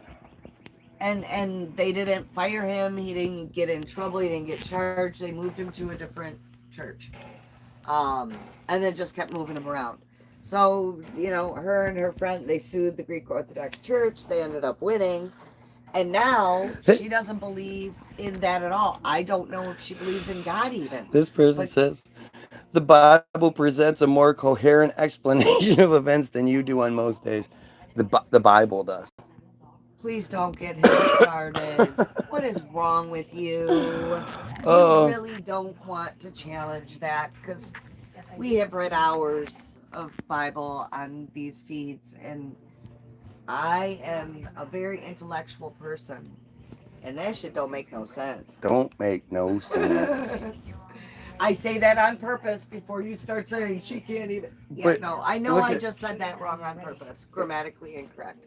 You don't need to explain yourself. You just look at the comments. Again, instead of like you're wrong about this, you're wrong about that. Religion is crazy because religion not crazy because anything. You guys keep saying the same dumb shit. And I just, I know there are people watching, and I encourage you to look at the comments. That is the validation of what I'm saying. Do you honestly think like a priest would come in here and start saying these? No, they wouldn't even come because they know there's nothing they can do. This is literally the best that people can throw at me, because instead of picking apart what I'm saying and working it back against me like I do with everything else, like what I'm doing right now, they just provide me the fodder. It's just amazing. It's amazing how it works. There's no debate about religion. Yeah, with a crackhead. Well, it is all this crack. Well, there's no debate about religion if you're closed-minded. And it doesn't necessarily have to be a debate. If you want to approach it like a debate, then you just know you're never going to get anywhere. Well, you should be able to get somewhere. That's a big... No, that is a problem. When it comes to beliefs. Yes, with your beliefs. All of it. See, this is the mentality that I'm talking about. You guys want to argue about which thing is the right sky daddy. I'm more talking about this. You believing that somehow people's beliefs can't change. Of course they can. I'm not saying they can't change. I'm saying because their beliefs, they're more deeply rooted and there's a lot more passion and emotion attached to it. If they were more deep. Because of that, if you go into it saying, I'm going to argue this, then you're not going to get anywhere. If you go into it saying, I am going to have an open discussion. Okay, now you're just talking semantics. Semantics are stupid. It's an attitude. In court, you make arguments. You put your argument forward. That's not saying I'm going to sit here and have the crybaby thing, where I'm going to put forth my best argument. You should as well. This is, these are all like ways out of it. And if you're looking for the way out, then, you're going to find it. But if you're looking for the way out, that is what I'm telling you. You shouldn't be looking for the way out. If what you believe is the truth, is the salvation for humanity, is going to fix this broken fucking world, then tell it to anybody willing to listen. But also understand, like be able to be questioned. Be prepared. I don't ever think that I'm going to say some shit and everybody's just going to be like, okay, guy said it. It's true. I always expect you guys to have some sort of, find something, say something, have some sort of leftover bullshit, whatever it is. And I don't understand why people don't like that. What I get a lot of the times is the people who will go, they'll finally get the courage to say something. And instead of me going, oh, well, you just said the same thing lots of other people have said, but because you said it, that must mean it's true. They go, oh, dude, you always tell people you want them to say something. And then when they do, you don't just agree with them. Of course not. I'm going to have more to my argument than one thing, aren't you? Don't you have multiple reasons why you believe something or don't believe something?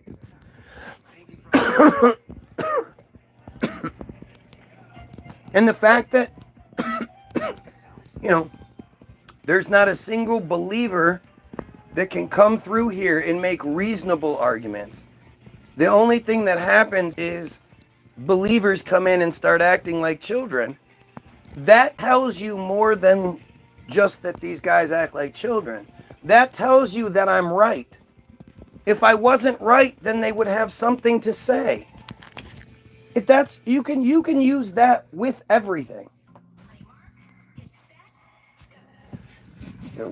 You have to be willing to to apply that. It's all about the consistency.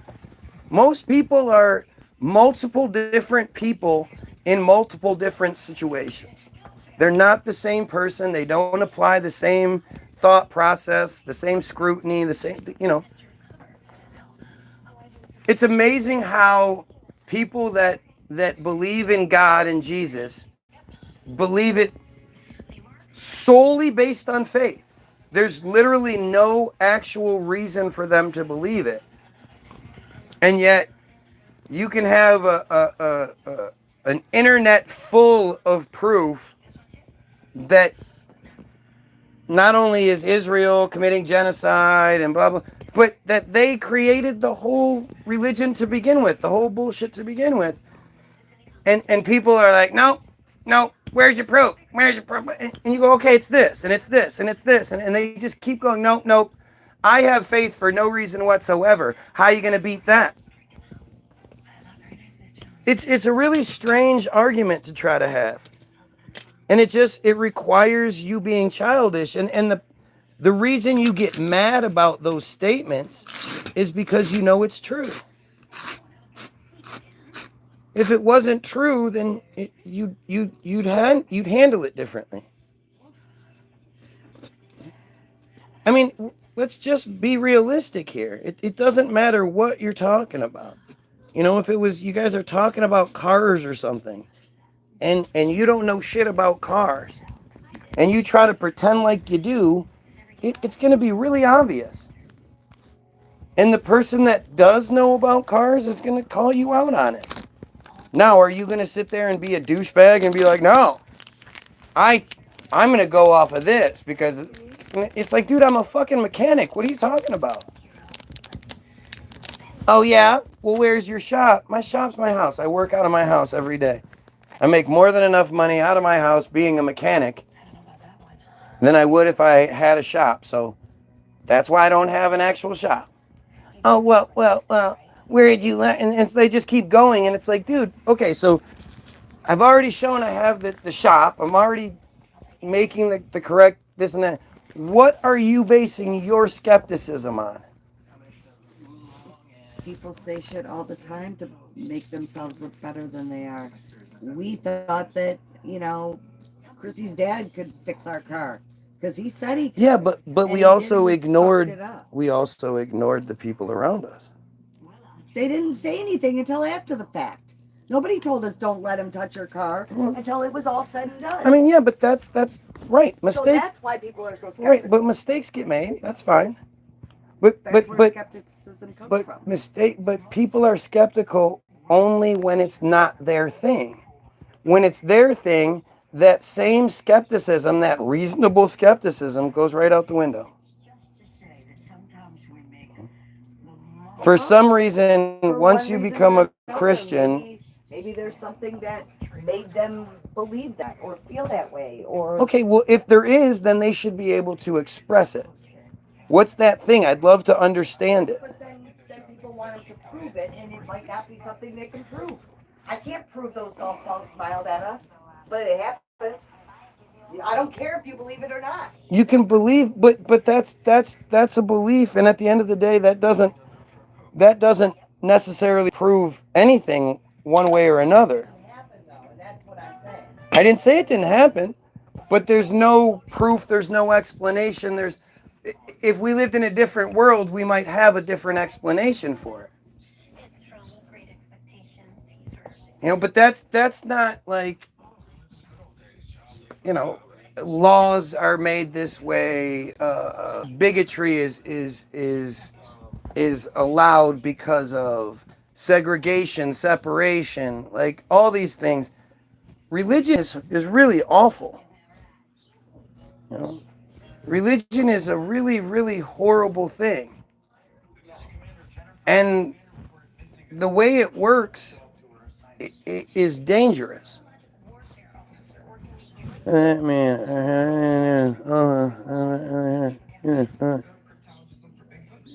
are you talking about? Matt, it is desperate nonsense trying to... Why don't they just address what's being said? Why don't they just address the point being made? Can you imagine being that desperate for my attention that you can't say anything intelligent, so you start saying stupid shit that makes a random other person go, "What the fuck are you even talking about, weirdo?" Like that is as telling as it gets, man. They're not gonna come on here and say, you're right about this or that. These are the same people that have a problem with me having a problem with the J control and the pedo stuff. And, think about that. Think about, these people have a problem with everything. It wouldn't matter what side I was on. If you're not paying attention to what you're receiving, it's right there. It's right there for you to see it. It's up to you whether you will or not.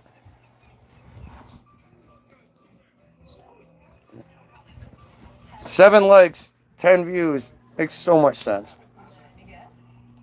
Terrified of patterns. Well, let's just say I prefer simple or fine. And let's just...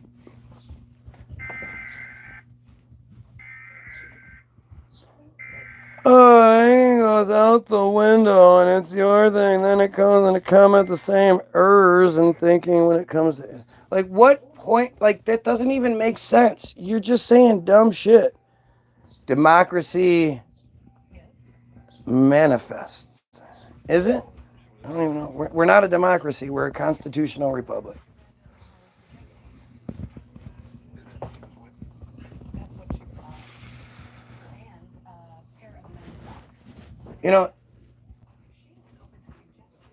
This is, whether it's you guys take it or not, from my personal perspective, the fact that I can so articulately, clearly explain my point of view, and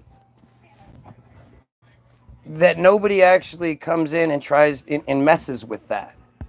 That there are the people that I can attribute fear or working, but fear and other kind of stupidity to why they respond. But nobody ever nobody ever comes here and even slightly makes me think I'm wrong about anything. And it must mean I'm on the right path. Obviously, I don't know everything, but if I can teach my children to not have the same issues that their parents have or had or whatever, you know, I'm winning on that regard. And hopefully more of it, you know, more comes of it. But,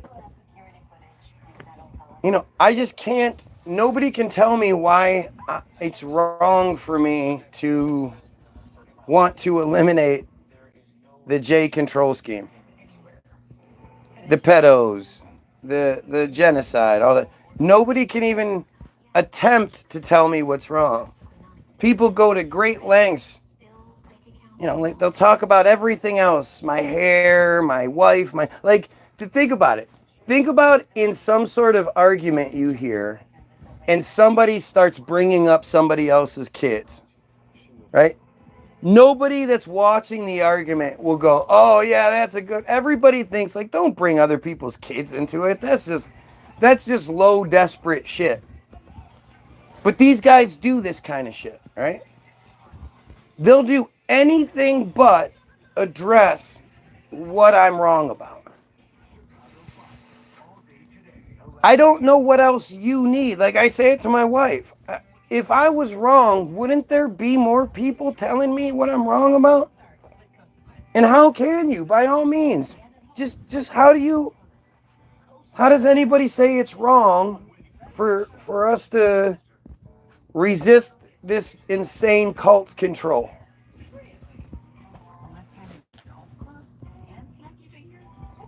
How can anybody say that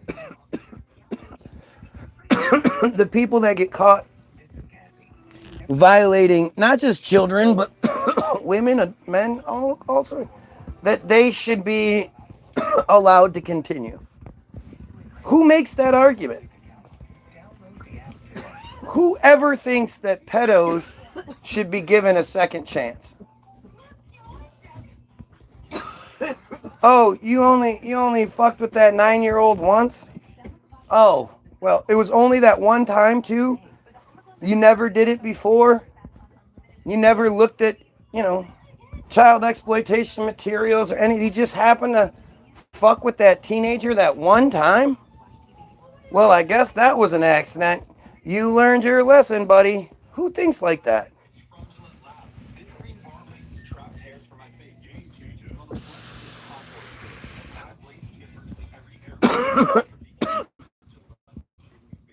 You know, it's the same shit. Who thinks that the people that killed your Jesus, the bad guys in your Bible, killed your Christian God's only son, that they are your Christian God's chosen favorite people?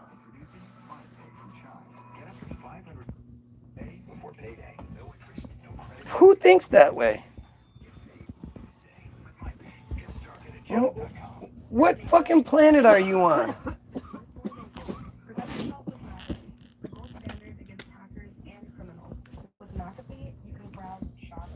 It's the same shit just across the board. It doesn't matter what we're talking about. We are being manipulated by the same group.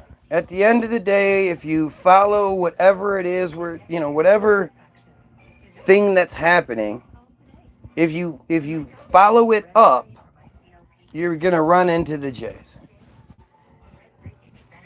And that literally, like, what else is there to talk about? I know we do a lot, but that's because we get distracted.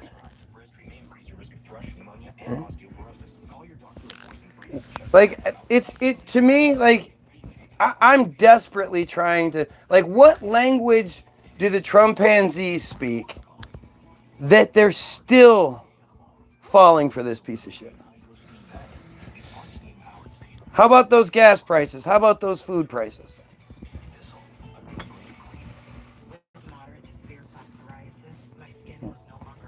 Do you hear this man standing next to a proven psychopath in Netanyahu, who, by the way, has his own podium as well?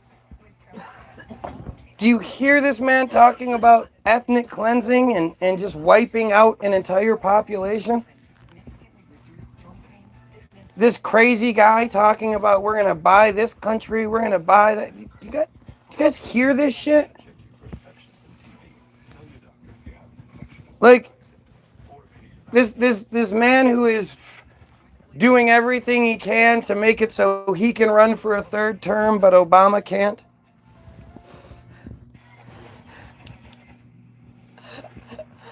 Read it out loud.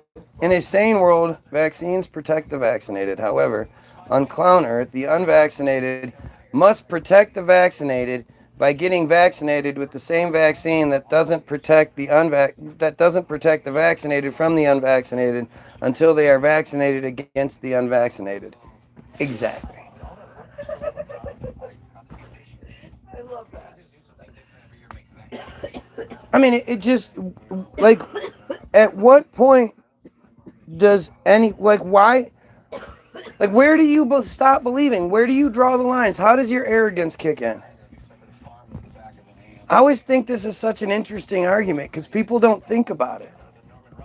People will, like all the Trumpanzees that talk all the shit they can about Biden, Obama, everything that is the government is so controlled and manipulated and this, that, and the other. But not Trump? How? How did he even get to that position if that's not the case? Especially the first time around.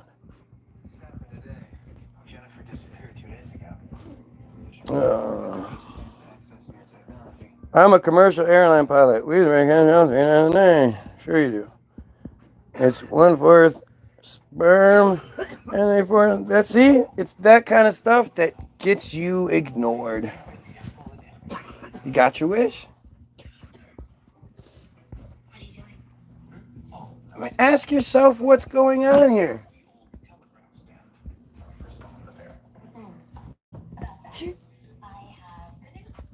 It's that quote was just so powerful. It's so goddamn true, and that's how it is with everything. Try talking to like a devoutly religious black woman about something that goes against, and she, oh no, oh no. Like they can't even hear it. What's wrong with you? Aren't you covered in the blood of Jesus? And like, aren't you on the side? Like, I never understand the people that are on the right side of things that go, no, don't ask me about it. Let's not talk about it. When you're right of things, it's human nature to want to tell people. I just sent it to you. When you figure something out, you want to tell people immediately. That's your thing. Like, oh, I just found this secret. Let me tell you about it. We're all bad at keeping secrets because of it. But especially when it's something good, when it would benefit like how many of you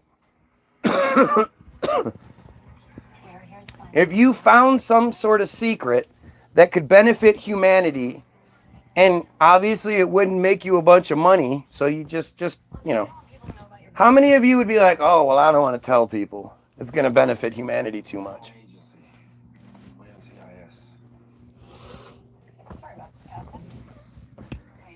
It's such a weird, weird situation. And it's crazy because it's like you can see how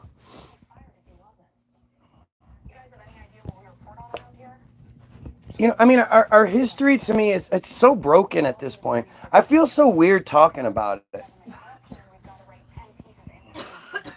Like I think it's lies. It would be like me sitting here trying to, make sane arguments based on the Santa Claus narrative. But there are places up in the North Pole where, we don't necessarily know about it all yet. So his workshop could be up there, right? And like, you know, if he was doing like some sort of interdimensional time and space thing, he could feasibly go to everybody's house, right? Like that's what it feels like trying to continue to talk about things from the past accurately.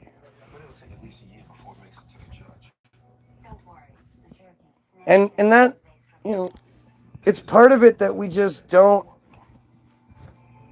you know, it's like there are people on here that will call out lots of shit, but then, no, dude, the earth is clearly round and based on only what they're told. They literally have no personal experience whatsoever to confirm that the earth is round, spinning ball flying through space. And yet they they believe it.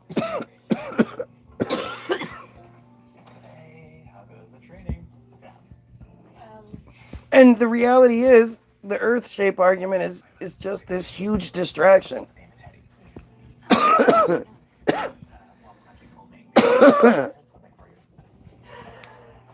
Buying eggs on the street and weed in the stores. The times they are a changing. Yeah, no shit. I mean, it's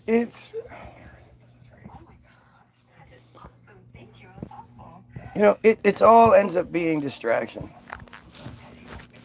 Because the last thing they want you doing is looking into fluoride. You know, I stumbled into that one sort of accidentally. I mean, it's always been an issue with us. We forever, our kids, until we found doTERRA toothpaste, our kids were using the baking soda shit because we just weren't going to let them have fluoride in their mouths. And we've always, like, I never needed to be told. Well, I did. I did need to be told that because, you know, I was a dumb American. I know in my 20s I believed that the fluoride was a fucking, you know, was a good thing. Like when I was in my teenage years and early 20s. I didn't know what it was. You didn't have anybody telling you anything different either. I didn't have anybody telling me anything different, and the internet wasn't what it is. Right. And oh well, you had internet at that point. Yeah, and yeah, there was internet, but it was like. I didn't have that as a teenager. Yeah, I know. That's what I'm asking. Yeah. That's You did. You had it when you were 19. The internet was a thing. You didn't have it, but it was a thing. It was definitely a thing. Because we didn't have it for. When did the web go live? When did internet go live? January 1st, 1983. 83. Yeah. Nobody knew what the fuck it was in 83. 91, the first web server outside of CERN was launched. Okay. 1993, CERN released the www software into the public domain, allowing anyone to use it without restrictions. 1993. 93. Okay, so I was 19. Yeah. But even still, again, shit doesn't matter. Shit doesn't matter. It's just surprising to me. I hate, you know, Sorry. we go off on these. This is what we do. We are naturally distracting ourselves. We get, like, my wife loves to see signs and things, symbols, and like, that's a sign this was going to happen, but unless I point it out. If I'm like, that was a sign, she'll be like, how's that for signs? Like, it's all about what we want. That's what we have to understand. We believe what we want. And I know you'll say, well, aren't you doing the same thing? Yeah, I guess. I mean, you know, I can't say I wanted it to be what I believe it to be. I did everything I could to try to disprove it for years. And then I predicted, what's happening and said I would quit if it didn't happen. And then it happened. Like, I know I have much more proof, evidence, narrative to validate and verify what I've been saying for quite some time than you do with your rocks, than you do with your Jesus. He does with his challah and like if you didn't know me, if you weren't my wife and didn't have the hang-ups that you do with me, and I was just some dude on the internet, you would be like, that guy has been, it's uncanny. That guy has predicted quite a few. That guy predicted COVID. That guy predicted this. That guy that guy for quite some time now has been trying to tell us that what's happening today is going to happen. And we tried to tell him that he was crazy forever. He should be talking about other things. And he kept telling us, no, I can't. This is what I need to talk about. And it turned out he was right. Like, if it was somebody else, you'd be all about it. It's the fact that it's me and it bothers you because, the whatever. It's shocking. Like, if you had a way to bet off of what I've been saying, you could have made a shit ton of money. If you would have bet that Israel would be involved in a war by the end of 2023, all the way in, April or May when I first said it, you'd have made a bunch of money.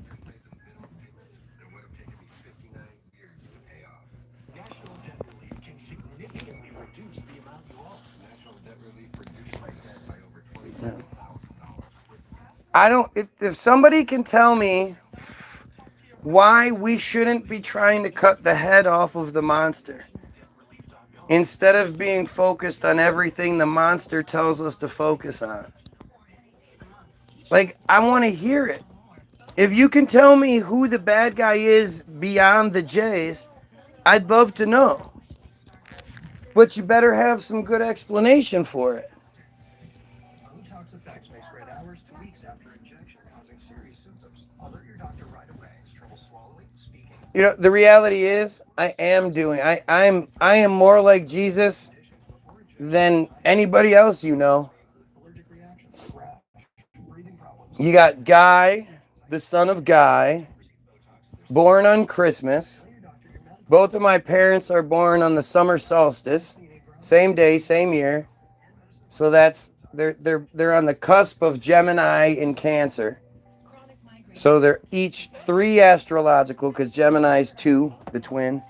3 astrological, so 6 astrological signs came together on the, most holy of holy days, the summer solstice. Those 2 people born on that day came together to make Guy, the son of Guy. My mother is Mary. Her mother is Margaret Magdalena. And her father was Joseph. On my father's side, you have Rudolph and Jean. Rudolph born on Christmas, Jean born on the winter solstice. No. I don't remember. I'm missing her birthday up. But yeah, Guy, son of Guy, born to all the biblical characters, born on Christmas, with my bronzy feet and my hair of wool, who goes against the system in everything I do. Gee. Gee.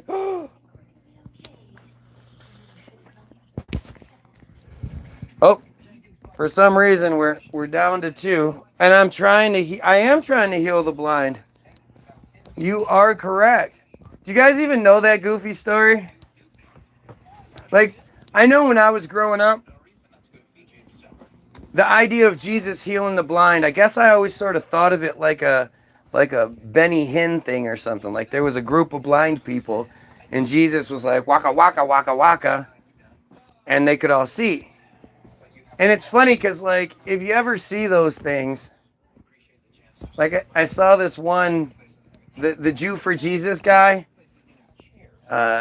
It's on like channel 38. He's so awful. Openly Jewish guy who pushes for Jesus. Like it's so silly.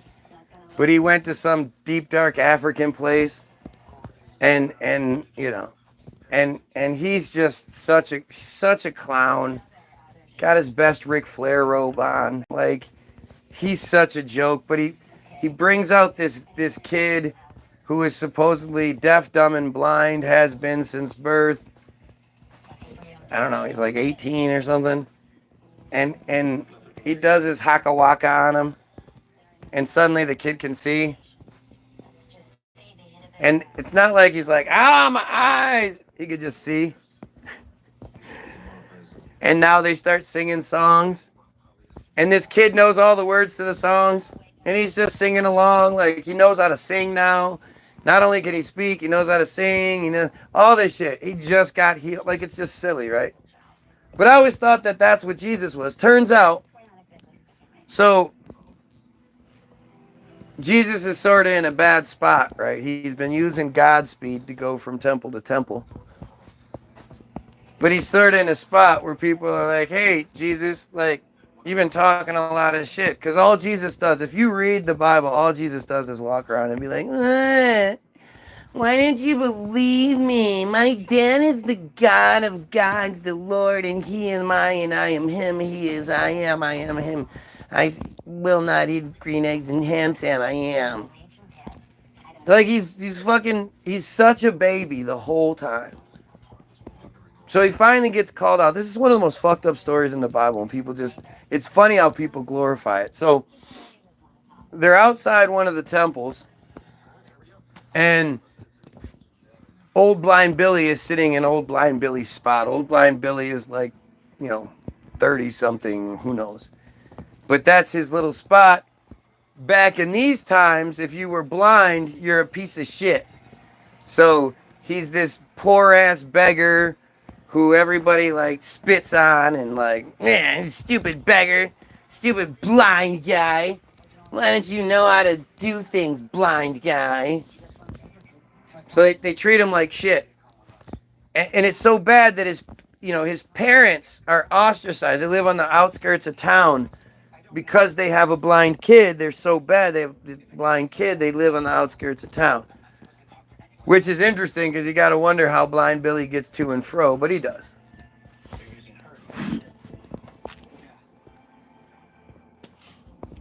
So Jesus walks up.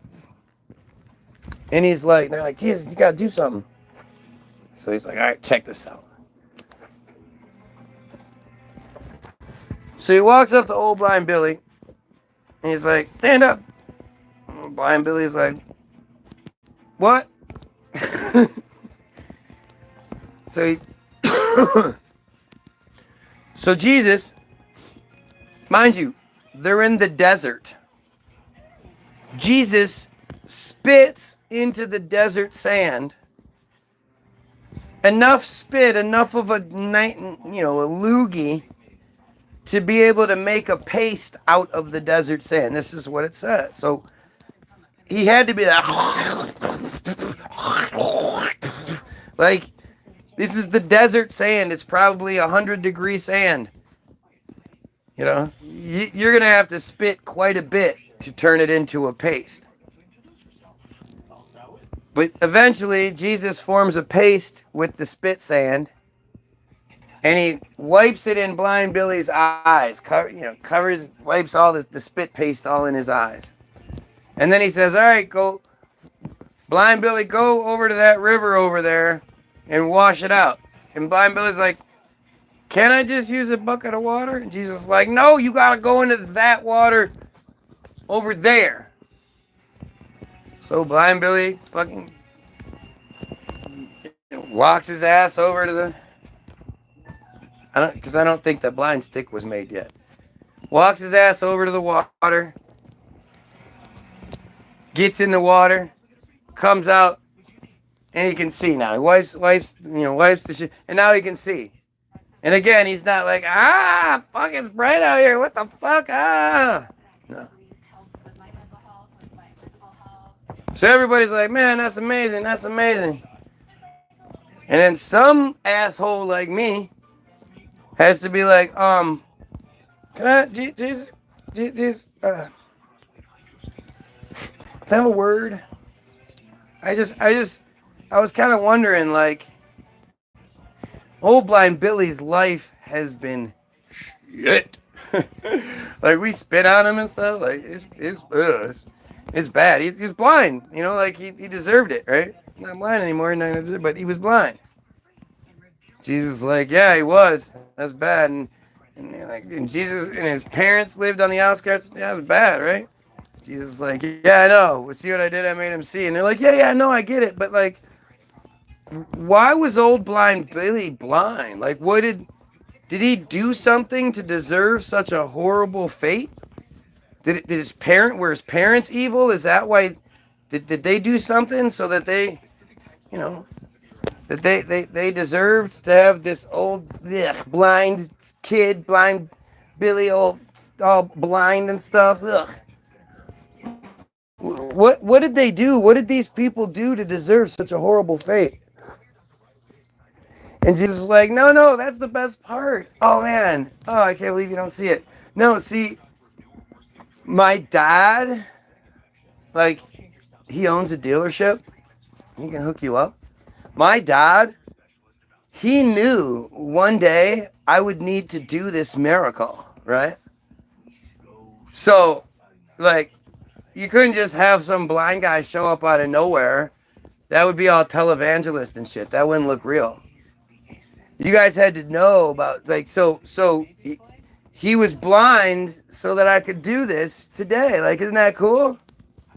And everybody was like, yeah, no, that's cool, I guess. That's fucking, but that's the story of Jesus healing the blind.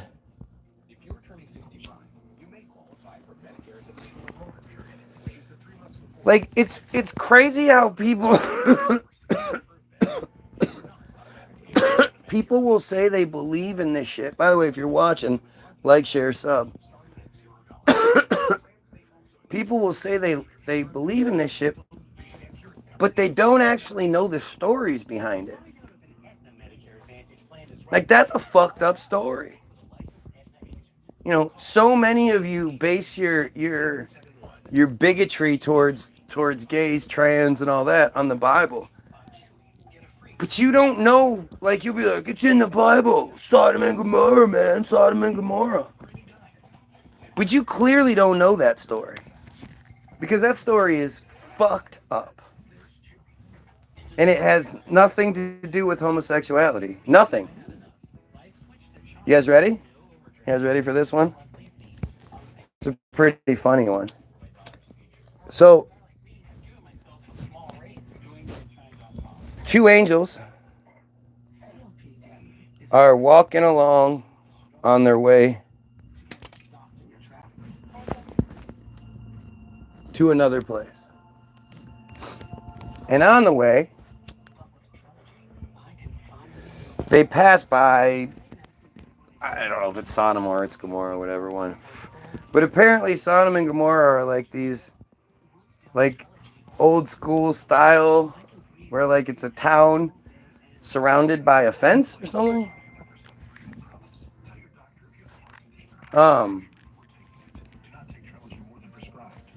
But Lot is like, the character Lot is his name, is sitting on the fence post. Like, around the town there's a fence or some, I don't know. But he's sitting there and he's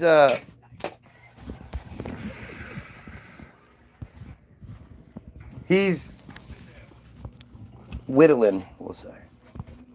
And these two angels, they're angels in disguise, they come walking up. And for some reason, Lot's like, hey, you guys, hey, why don't you come stay at my house? And the angels are like, no, man, we're good. We're on our way somewhere. We got to go. And Lot's like, no, it's getting late. Come into my house. I'll give you some unleavened bread. And they were like, unleavened bread. Well, that is a treat there. So they come into the place with Lot. They go into Lot's house. Lot's like an old man. Suddenly, I mean, the only way you can describe it is God did it. All the men in the towns of Sodom and Gomorrah, they suddenly are like blink, blink, blink, blink, like they drop, like, I mean, you just have to picture it's like a bunch of guys like banging on anvils and, you know, selling fruits and I don't know, like think about your typical year zero town. Think about like all the stereotypes you think. Like, think about Aragon and shit. These are just towns with they're huge towns, I guess. I don't know, but people are hitting anvils and dink dink, and they're shooting bows and arrows. You know, all of a sudden, all the men stop what they're doing, and they get stricken with the gay. Everybody's suddenly like they're not gay for each other now. They're all gay for these two angels that they somehow know are in Lot's house. Doors closed. They know he's in there, and they all show up, and they're like, "We can be danger. We can bring you danger. Send out the angels." It didn't work out very well, but we're working on it. But send out those guys that showed up. And Lot's like, hang on, I'll handle this. And he goes out front and he's like, what do you mean? Send out those guys. And they're like, the people of this town, the men of this town, we suddenly all know that you have two guys in your house and we all want to rape them in their butts. And Lot's like, you can't rape those two strangers that just showed up in their butts. What are you talking about? And they're like, yes, we will take it by force. Get out of the way, Lot. And Lot's like, Danny, Timmy, you guys are betrothed to my daughters. What are you? And they're like, I don't know, Lot. We just want to rape them in their butts. I don't know. So Lot goes, hey, okay, wait. Stop, rape mob, stop. How about this? How about I give you my two virgin daughters? They're betrothed to those two, but as a rape mob, you can have my two virgin daughters with which you can do whatever you want. Just spare these two guys. And, you know, because he's noble like that. And so the rape mob is like, no, we're gay now. We don't want your 12 and 13, 13 and 14, 12 and 14-year-old, whatever age. We don't want your daughters. We want those two guys that showed up that we somehow know are in your house. We're coming to get you now. And as they came forward, the door opened and a hand reached out and pulled Lot in like a cartoon. Whoop! And Lot was like, whoop! And it just went to commercial break. And when it came back from commercial, the angels are like, this can't happen. Dinkle, dinkle, dink. And suddenly, all the men are now gay and blind. And even though they were right in front of Lot's door, they're now like, oh, I can't find the door handle. Even though I'm still like strangely driven to rape those men inside this house in their butts, I cannot find this door handle to which open the door. Like, so I can open the door. I can't. I'm stuck outside. Me too. And then again, it goes to another commercial because it's just later now. It's just later. And the angels are like, hey, Lot, that was pretty cool of you to offer your virgin daughters up to the rape mob so we didn't get raped in our butts. And Lot was like, 'twas nothing. And so the angels are like, well, we weren't supposed to tell you this, but God is going to rain down fire and brimstone upon Sodom and Gomorrah. You need to get the hell out of here. And Lot's like, what? He's like, hey, well, check this out. There's a little town a couple of clicks away from this. Because again, these towns are like individual, I don't know, little town. Can we go to that town so we have some, can we do that? And the angels are like, okay. And so they say, your daughters, your wife, and their betrothed husbands can all, you got to get the fuck out of here. God's going to do it tomorrow. And the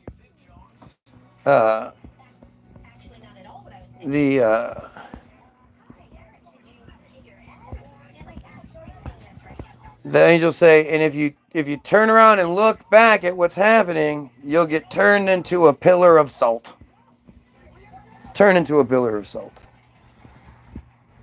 And so Lot goes and he goes to talk to the betrothed to be husbands. And he's like, hey, Jimmy, remember how earlier today you guys were like gay and blind for like a little while? They were like, yeah, that was really weird. Glad that's over with because I didn't want to be gay very long.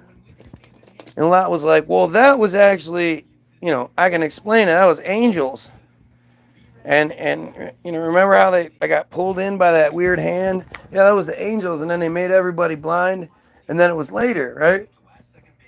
Well, they said God's going to rain fire and brimstone down upon the town because you guys were all gay. But they said, you can come with us. We're going to leave. You can come. And those guys were like, you're crazy, dude. God's going to rain down. Nah, man, we were just gay for a little while. And not really even gay. We were very specifically gay for these two strangers who apparently have already left.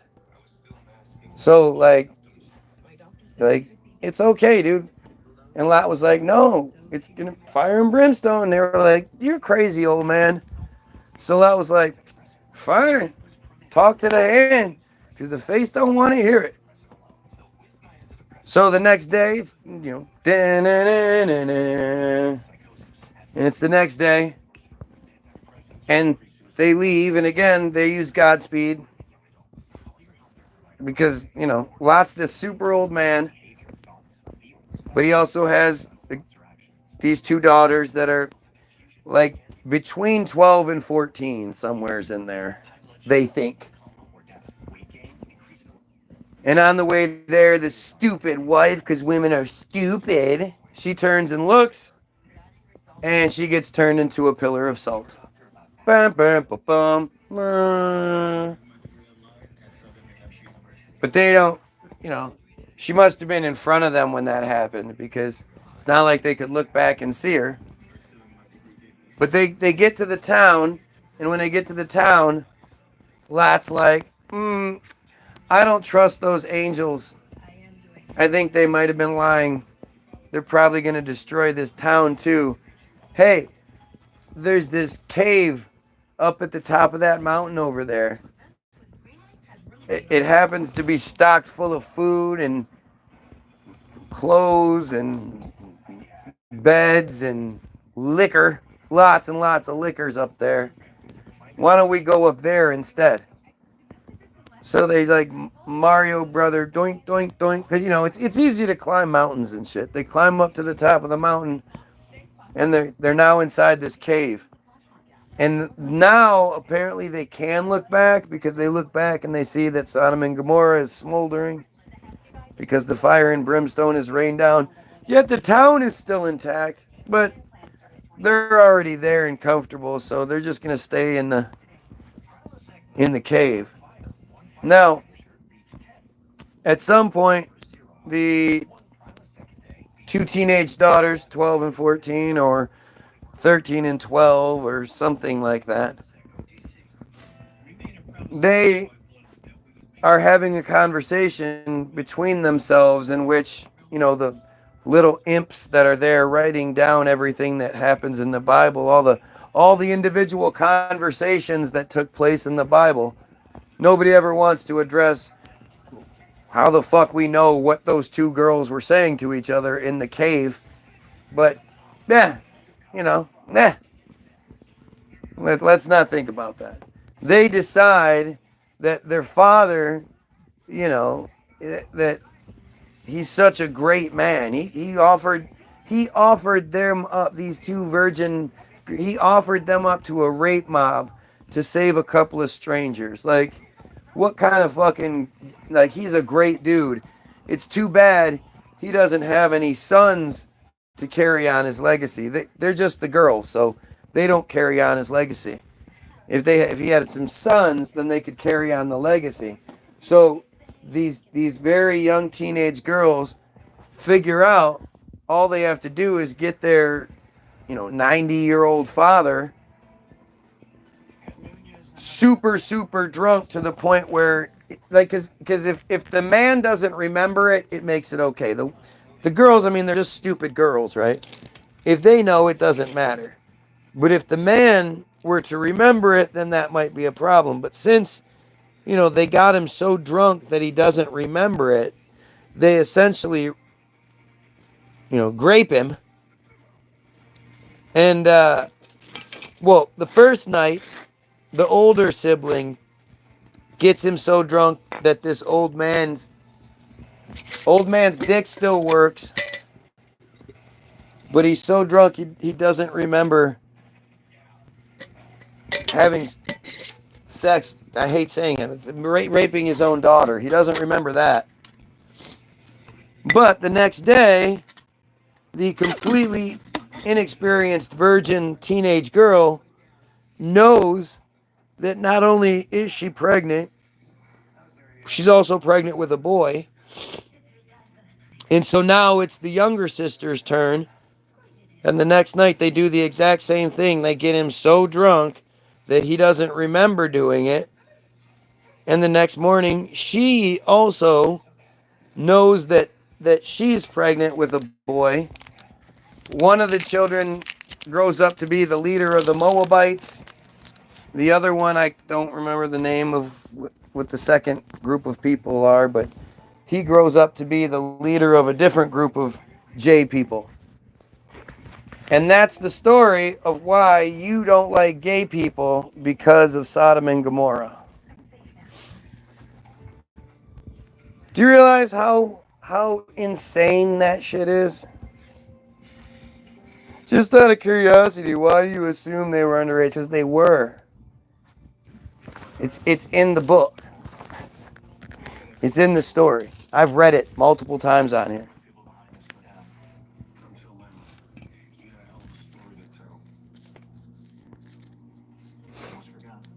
The fact is, like, you're just like, nah, that's the problem there. That's the problem. Assuming they were underage. Never mind the utter ridiculousness of all of it. Back then, the girls were married off by the time they were like 14 or 15. Especially when they were betrothed. So the fact that they were still at home says something. But I'm pretty sure the Bible says something about it. It's pretty gross. Anyway you slice it, it's pretty gross. Yep, I am a whack job because I think the Bible is gross and stupid. Not you, the guy that believes in it, that uses it to justify his bigotry.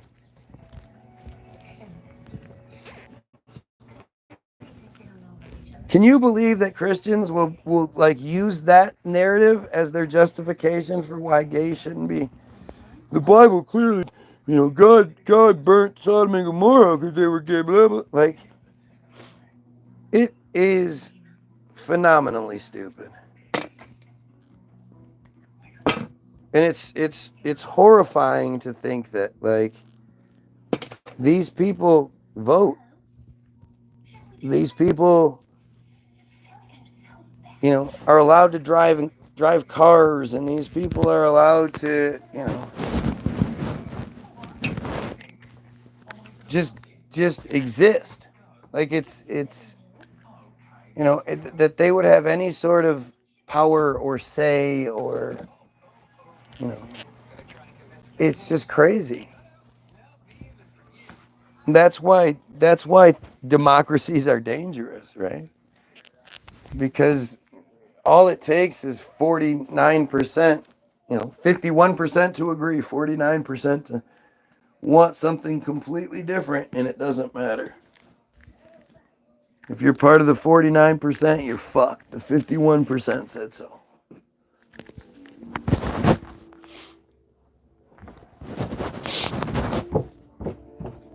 And if you talk about it, if you bring any of it up, you're the bad guy. Nice work. Where was it? It was in my closet. Oh, on the ground.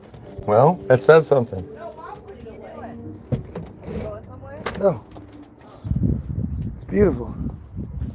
Chilly. No, it's not. It's wonderful.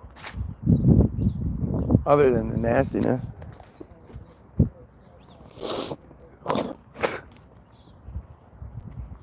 Wow, it's warmer than I thought. The wind is chilly.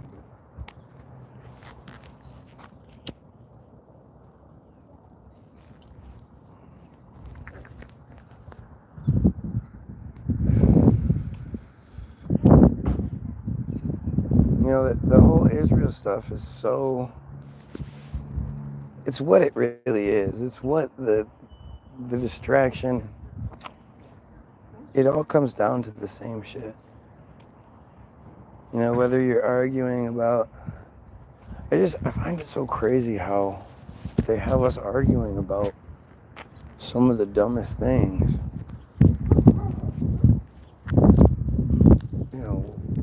Again, lack of information, lack of anything good, and obvious distraction, and yet we argue about it like we know things.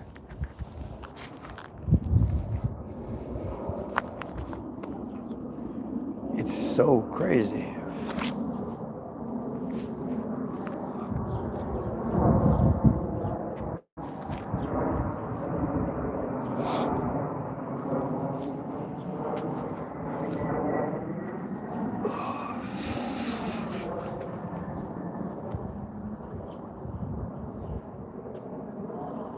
Why anybody accepts the narrative that we're given. Like, it's insulting. That's what I don't understand. Why would you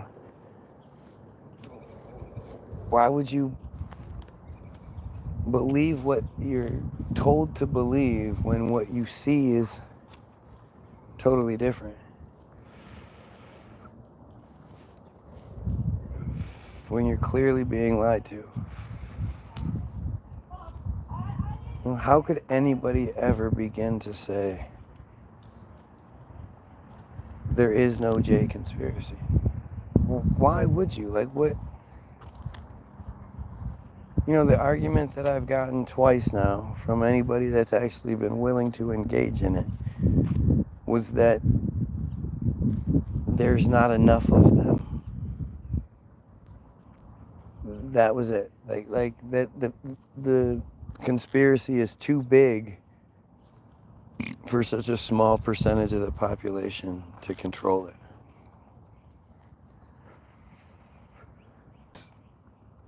That's the only argument that they ever come up with, or that I've heard. And that's such a dumb, like it's just, it's not even, how do you even, like, everything works that way. Everything has a small portion of the pie is in control of the majority of the pie. You know who's actually really good right now is Jake Shields, former MMA fighter. I guess he's still an MMA guy, but he's not a professional fighter anymore. But Jake Shields is saying all kinds of great shit. And he's probably like the most famous guy I can think of, and that's not saying a lot, that's actually calling out the Israeli shit.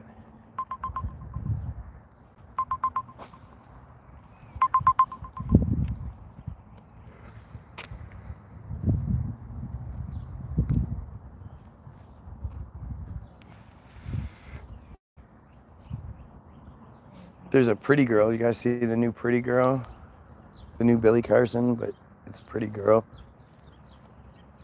Last couple weeks, this pretty girl has come out of nowhere, pretty woman, has come out of nowhere, and she's telling the secrets, but she's got that Christian twist to her. So, it's the same thing it always is. Yeah, taking it up, right. So there's a reason, yeah. So it's not that what he's saying is wrong. It's attack the person. Gosh, if that doesn't sound like your standard Israeli. You can't actually address what he's saying. You're saying, oh, he must have brain damage from the CTE. So that means his information isn't correct. When he points out the all of the connections with all the different companies and who owns this and who owns that. That shit's all just fake. Because he has CTE. Standard cop out, man. It's how they do things. It's how they always do things. They never address the information given. It's always shoot the messenger. Because what can they say? You tell me how anybody can say anything to justify anything that has to do with Israel. I'm still waiting for these arguments that make Israel seem good. Instead of investing your time in the Jays, you should study the geopolitics as a whole. Who do you think controls the geopolitics as a whole? Like, it's incredible, the incredible willingness for the stupidity that's so shocking to me. That's the part I just don't understand.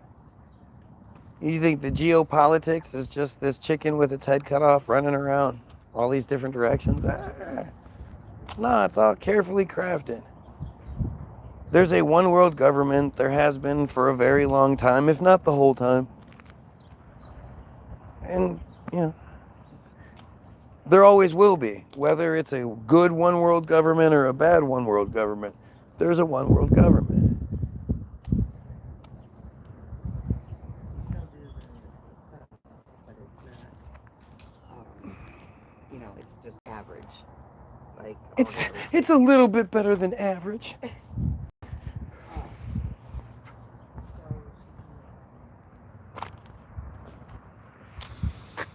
Gotta love the funny shapes in the clouds. Oh, look. We have a nice little halo showing up.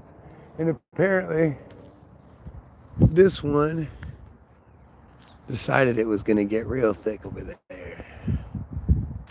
Yeah, just another plane not going to the airport 10 miles south of here.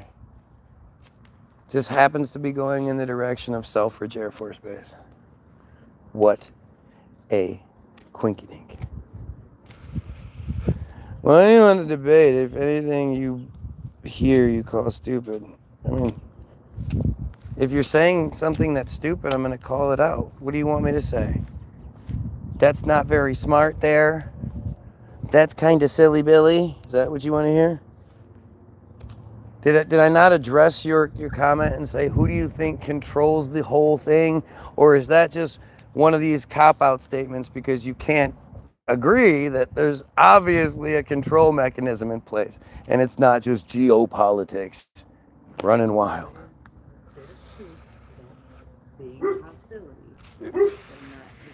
You all think what I say? I mean, if you think killing pedos is stupid, if you think eliminating the J cult is stupid, yeah, I mean, I'm good. I'm happy. I'm glad you don't like what I do. I appreciate you outing yourself, and I'm not trying to appeal to people like you. But to say that you don't like me and you watch me every day for hours at a time, well, I guess you're just admitting you lie, huh? Oh, look, another passenger plane just happens to be flying along the exact same route and turns on it happens to come into the area where its trail happens to show up just right in front of my house. Right above me, huh? That is just coincidental. Man, sure it's nothing to see here. Why can't you be more open-minded? You mean, why don't I just believe what you say? So you're saying I should say, yeah, you're right. There's not a head group that controls geopolitics. It's just geopolitics, whatever that may mean. I should focus on a much broader, bigger, more vague version of the thing than saying it all. What else should I do there, guy? What's the end goal of what? The same thing it always is, to control, to maintain control. It's not to take control. One of the biggest mistakes people make is thinking they're trying to take control. They're not trying to take control. They're desperately trying to maintain control. They've never experienced, genocide, committing genocide and having such a open and powerful response to it. They're literally arresting the children of the richest, most powerful people in the country. In the world, really, because that's who's sending their kids to Harvard and Yale and shit. The richest and most powerful are their children are being arrested for doing constitutionally protected activity. As Americans, we are constitutionally protected in protest. Free speech, all that shit. I feel like they take the ones that they And yet, Israel seems to be this one thing that even business owners aren't allowed to boycott. You can boycott others. If you live in certain states, you can boycott other states. You can boycott the U.S. You can't boycott Israel. Whatever my childhood was like, it was much better than the Palestinian children that are being violently slaughtered every day by the most vicious, horrible, awful people in the world. That's some weird shit right there, boy.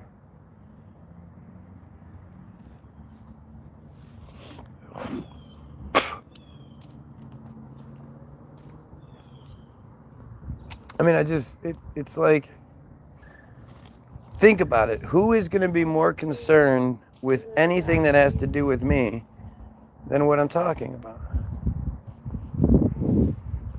The fact we're all being manipulated, manufactured, controlled by a psychotic group of people who believe themselves to be born better than we are. They look at you like you average meat eater looks at a cow. Wear its skin, eat its flesh, eat its brains. That's how you look at it. That's how they look at us. We're cattle.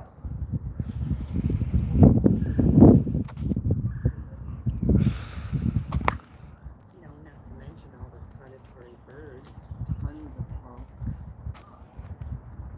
all over.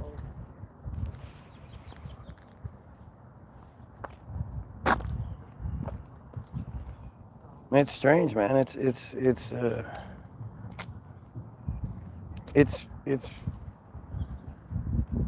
them keeping us at our worst. You know, like they've manufactured black people into like the definition of MK Ultra, right? The definition of MK Ultra is that you get a phone call, you hear a word, a phrase, something that you wouldn't hear in your everyday life that triggers some previously pre-programmed mind control setting that you didn't even know you had. You'd been kidnapped by the government. They had done this to you for a period of time where people wondered where you went for a couple of weeks. You told them you went on vacation, but like this shit is all well documented. MK Ultra is a well documented government organization that their best trick, their best operation was convincing the public that they disbanded it.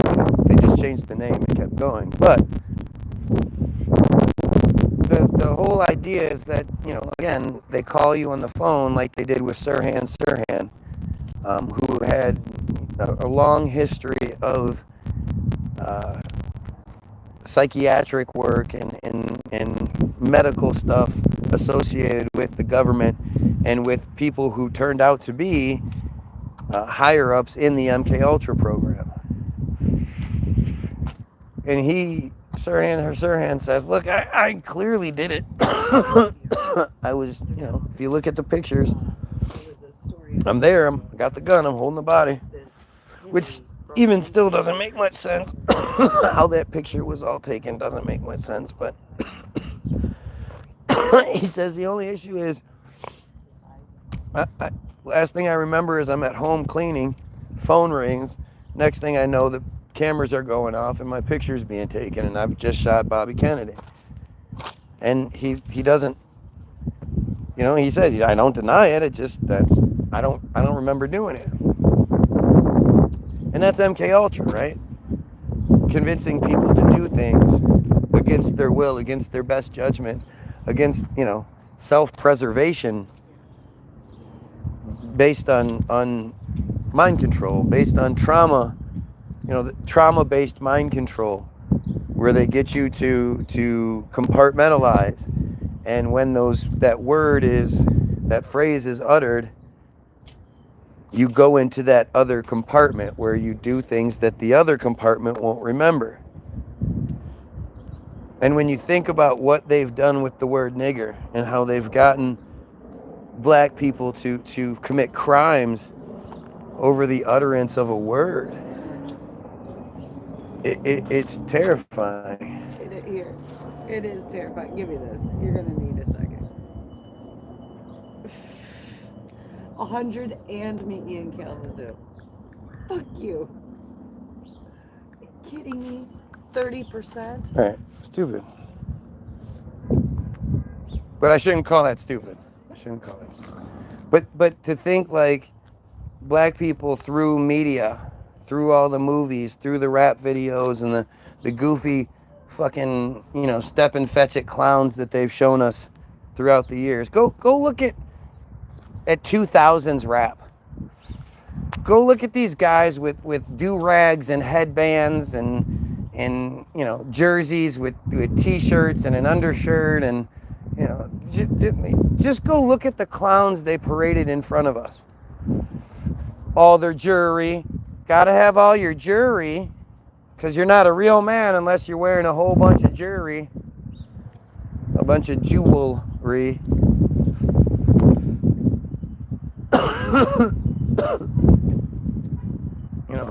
One J gives you the money. You then take that money and go give it to another J for your diamonds.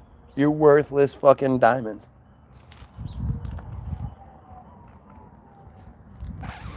But think about it from the psychological perspective, right? They have gotten it so white people, when they get mad enough, when they're wrong and when they feel like their manhood or their identity gets threatened, they know that there is one button they can push that will automatically take things to the level, right? There was a video that was going around a week or two ago of they're in some diner, and it's some old white man and this big old black dude who's mad about something. And the white dude says, well, there's a difference between black people and niggers. And the black guy just got mad as fuck and started like open hand slapping this guy, beating him down. Bow, bow, bow, like hit him like 8 times. It's an old man, much smaller than him, old man. And it reminded me of the boat brawl situation, the river boat brawl, which was so embarrassing and so not the right thing to have done, and just an awful situation all around that was championed as the right thing. You know, the folding chair became a symbol of it because that crazy dude hit that chick with the folding chair. So handled So manufactured, right? And then the worst part is when the narrative truly started coming out. Why is this on the floor? Because it's gonna get washed, so just let it. When it started to come out that the white people weren't just white people, they were Jays. That's why it was what it was. The story disappeared. It just vanished. It just went away immediately. Because that's how that works. They didn't want people to realize that these incredibly racist people were fucking, were entitled Jays. That explains it. That explains why they thought they could just park their boat wherever they wanted to, and all that bullshit. But it's the same shit. Like, this guy, he didn't even call the guy anything. He said a statement. There's a difference between. And it's, the fact that you as a black person have been programmed to now not only commit a crime, which will put you into the system, meaning you then have to pay the J judges, the J lawyers, the J system for your freedom. Probably be put in some sort of dumb J classes and all these other stupid things that take more of your money. The victim is now has to go into the J doctor, J hospital to go get, insurance rates go up, everything goes up because they got beat up. They benefit on all the levels. And then any sort of retribution that comes from it or whatever, like it could be extremely beneficial financially. Look at that pretty halo rainbow. Gotta love it. Hey, maybe that's what all the old pictures are for. Somebody standing in front of the sun showing you the halo in the sun.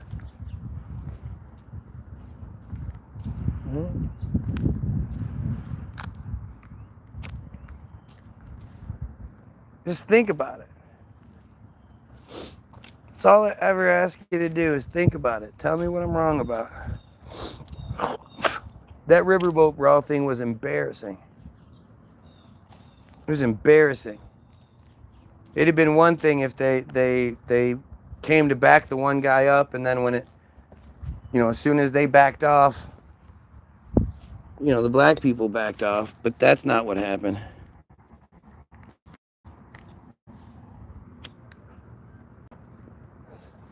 But again, that's part of the MK Ultra shit. There are black people that think if they say, well, he called me a nigger, that will somehow justify them committing crime. They think they'll get away with some sort of crime because, they assaulted someone or they, whatever. Someone because they said a word. It's just, you've been tricked. You've been tricked.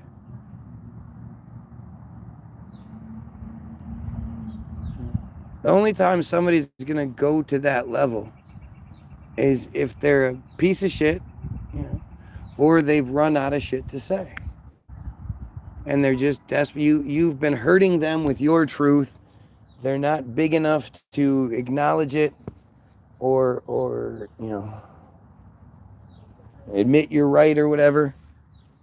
And so they want to get you back. You've hurt them. You've violated, you know, they feel stupid. They feel dumb. They feel bested. So they're trying to get you back. And if you're dumb enough to give it to them, well, I guess they're right. Like, it's just stupidity. It's stupid. You're a racist if you think that you can't say a word because you're white, but black people can. Why can black people say nigger and you can't? Is it because they're black? It's because they're a... Is that why you think that way? Like, don't you realize? Like, that's what you've been tricked into thinking. Of course they could say that. You know, like, you're stupid. And black people are stupid for thinking that way.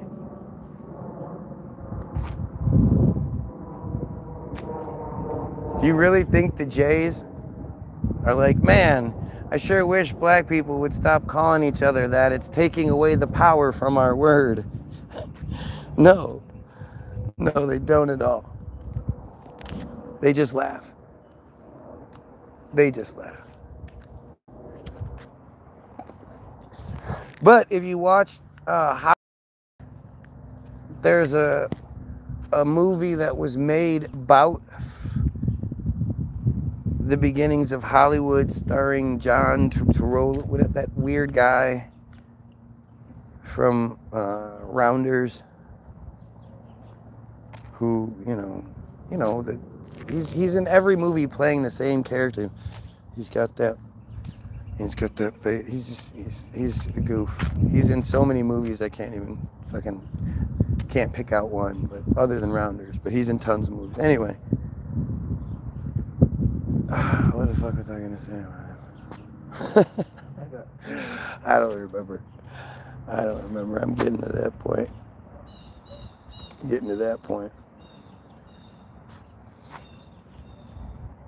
Yeah, it's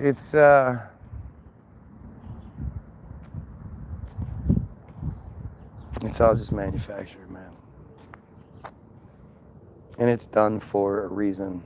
It's not done just because. They're not spraying all this shit just because.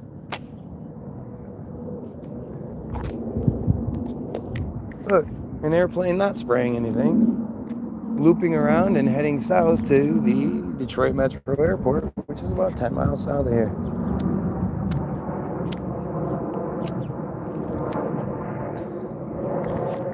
Unlike all these big stripes in the sky that usually come from the west and go to the east. Don't worry about that. It's God plan. Come on. You know that. It all is. Other than anything bad that you can then hold God accountable for, because then it becomes free will. There's always the way out. No, that one, oh, no, that's free will. God couldn't do that.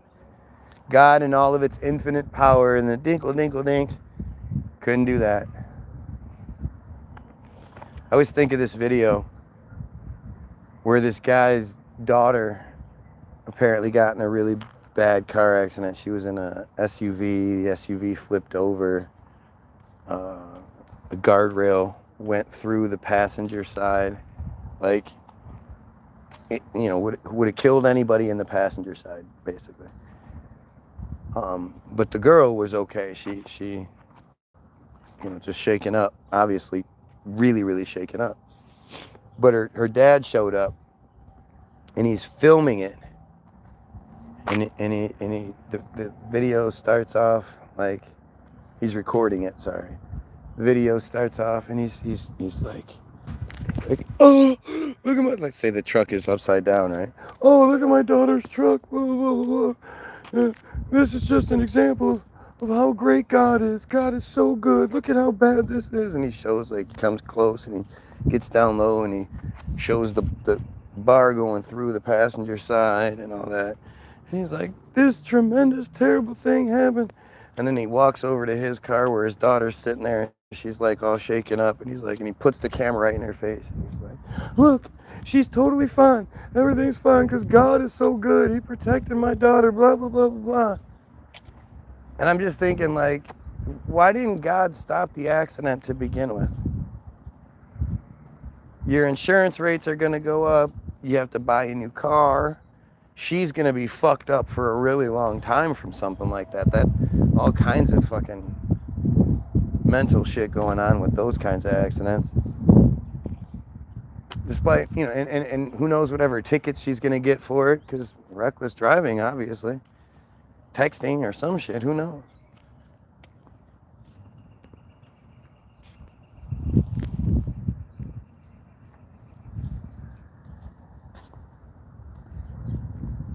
And you just think, like, how can what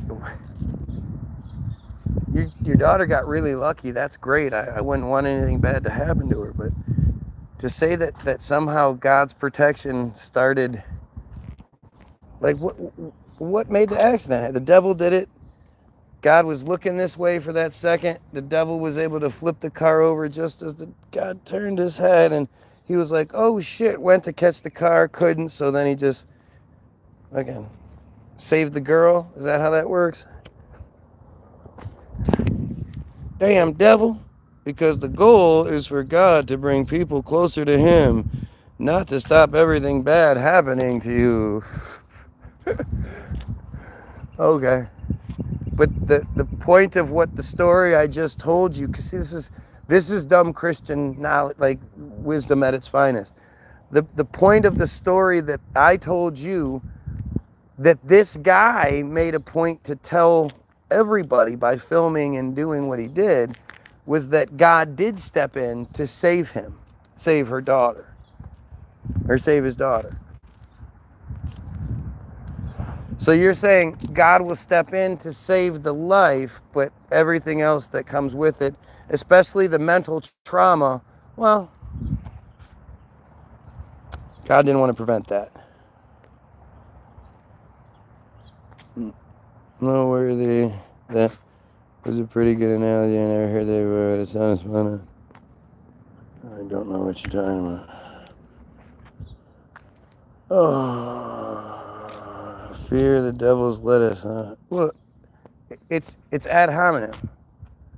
When you can't make a reasonable argument, you start doing stupid shit. This is how many different examples do people need? You're gonna focus on something else, on a plant that God provided that has pain medication properties that someone in my position desperately needs. Yeah, no. That's not your God, though. I know. Believe me, I get you. I'm responding to the response to the other person's response.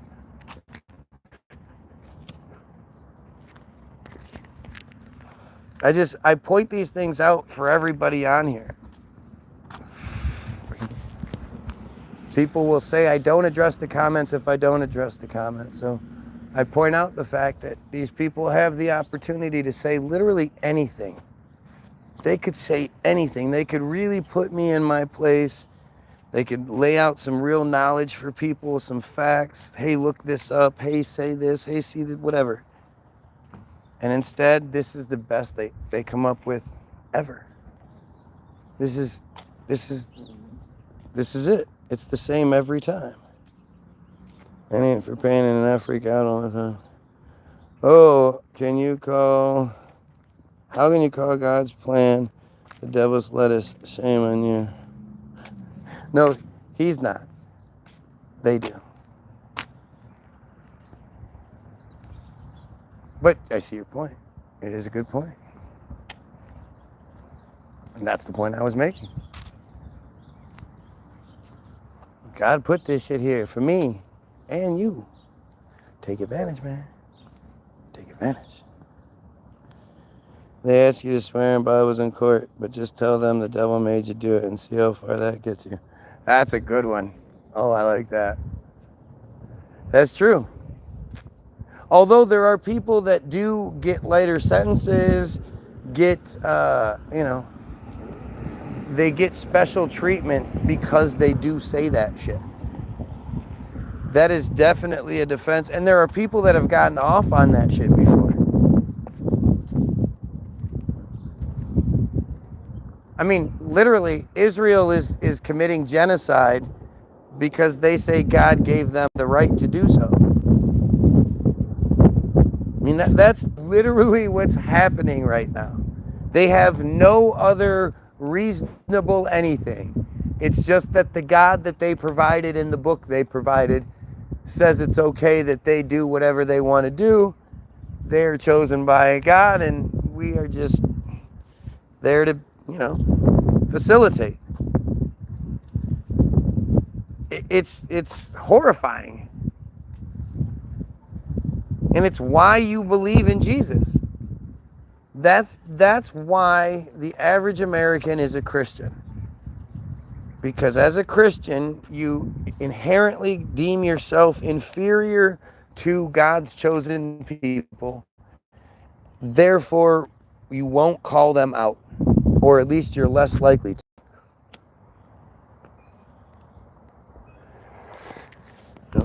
The most religious people are the ones that keep their mouths shut the most. I mean, how often do you hear the Pope just finally said something recently, I think. But the fact that the Pope isn't consistently condemning and sending, whatever Christian forces they have to prevent this fucking genocide happening, because there is a lot of fucking Christians being killed. They are killing a lot of Christians. And they have killed a lot of Christians. And for Christians to not give a shit is really fucking scary. Why wouldn't you care? Especially the whole Christian narrative of being bigger than, better than, blah, blah, blah. You are the better people, so you should be caring regardless of what the people believe. But the truth is, they happen to believe the same bullshit you do, and you still don't care. How? Psychotic bullshit, man. It's psychotic.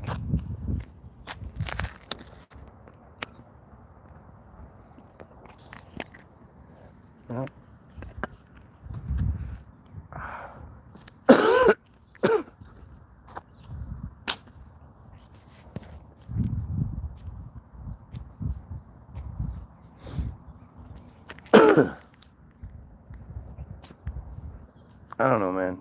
I just, once you take religion out of the equation and then you try to make sense of it, there isn't any. And the religious element of the equation is just psychotic shit. There's no sense being made. Well, we say it's this way, so it's this way, and if you don't believe, and the problem is they've controlled the responses. They've tricked you into, if somebody says anti-Semitism, you go, no, because you don't know better. When you should absolutely be super proud of your anti-Semitism. Don't let them trick you. If they say you're anti-Semitic, say, hey, that's not true. I love my Palestinian people, my Lebanese people, my Syrian people, Egyptian people, even the North Africans are Semitic. Lots of those countries. There's a lot more Semitic people than you think. So anti-Semitic is anti-people of the entire region. That's not how that works. That's not what anybody's doing. I mean, that's sort of what they... Gremlins awesome. Huh? Isn't Gremlins awesome? I wouldn't say that. It's decent.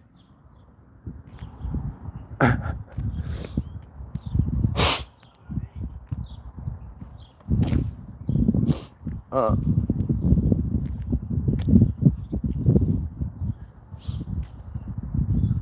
it's all about controlling your perspective. Anti-Semitism is clearly defined. It's been the same definition forever. Policy or predisposition favorable to Jays. That is supremacy. And the effort that they put into trying to change things and add to it, and criticism, like they're trying to make it, like they don't even realize that their fear is making things more obvious. Like, to me, I personally believe, and I think a lot of people are starting to, that if you are telling the truth, you don't fear being questioned. The only time you would make something illegal to talk about or unquestionable is when you can't answer those questions. And that's that thing where, like, that's the difference. If they were doing the right thing, then a statement like, opening the books, if you look into Israel, you demonize Israel. That wouldn't be a thing that you could say. You'd say, if you look into Israel, you'll see nothing but good stuff. That's how it should be.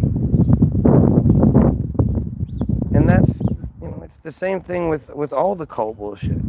That's why Christians get mad. That's why Muslims get mad. I've had them, I've had both. They don't even realize how similar they are. They literally make all the same stupid arguments.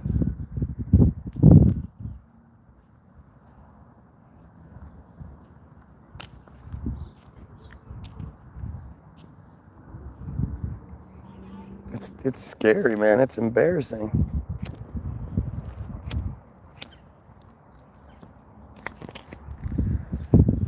They trick you into fighting over fucking Sky Daddy and the perception of what Sky Daddy wants.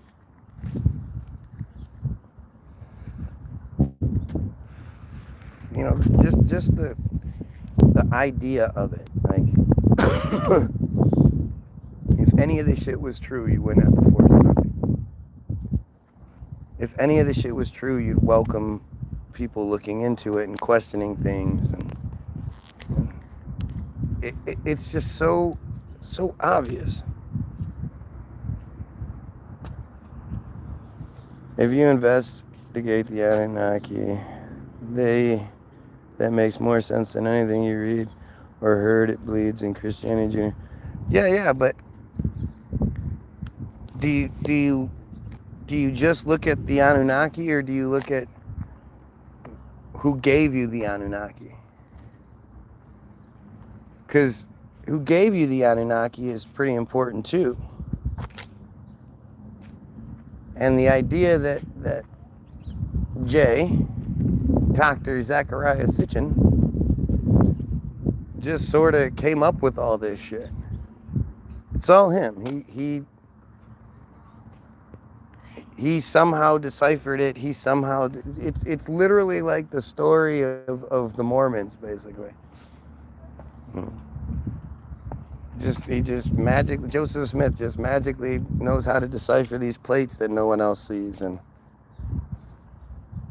creates a whole religion based on it. It's basically the exact same shit. I believe in worship, the God which Jesus worshipped and bowed down, and God in the grace never was born. It's so stupid. Like, that. Can you imagine that you can't make your own sort of thoughts and statements like that? You have to regurgitate some dumb bullshit that some dumb person said at some other time, and you're just like, yeah, me too. Yeah, me too. I do the the Jesus thing too. Yeah, it's the worship the God and the Jesus bow to. It's so stupid. And it almost seems like they don't know their Bible. They just say stupid shit. God, Jesus didn't do that. Jesus walked around like, well, you need to believe in me. Believe in me. Why don't you believe in me? It's just whiny bullshit the whole time.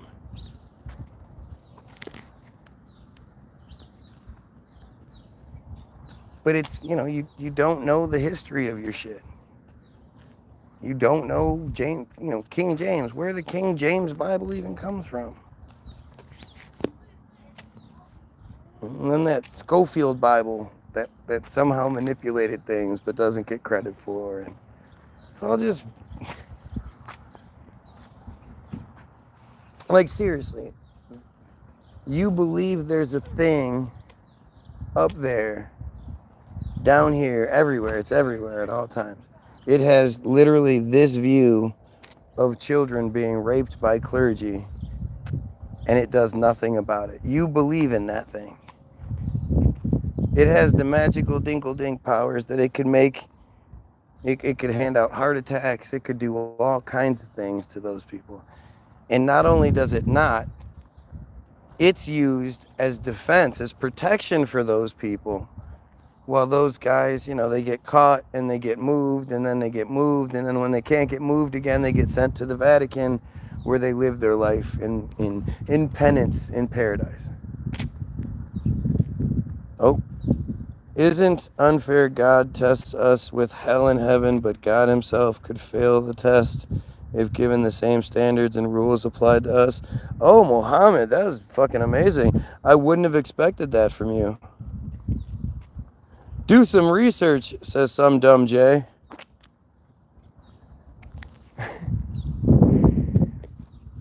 I love when people say shit like that. So instead of saying some point, making some point, do some research.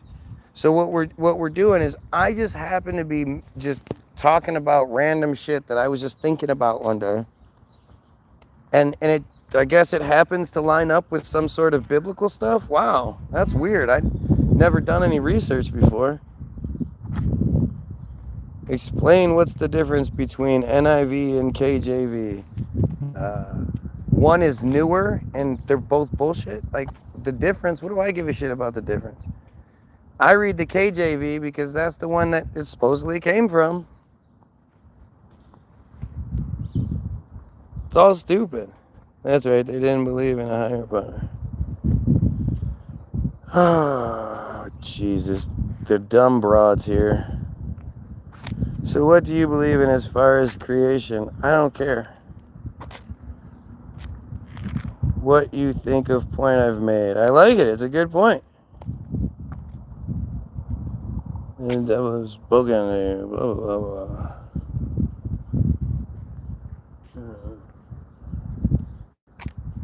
I mean, it's all bullshit.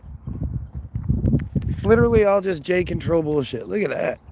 Psh. Just natural. Oh, look. One coming the other way.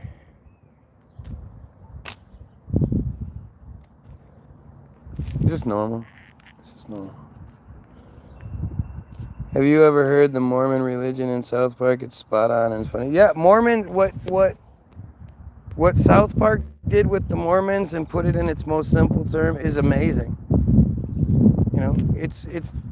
South Park is, because again, it's just Rich J's. The things the subject that South Park has been allowed to tackle in the ways they've done it is phenomenal. It's one of the most genius shows ever created. Yeah, there's a lot of toilet humor and it's goofy, but that's what hides the real genius in so many of the episodes. The one where Earth gets canceled is I think a lot more telling than people realize.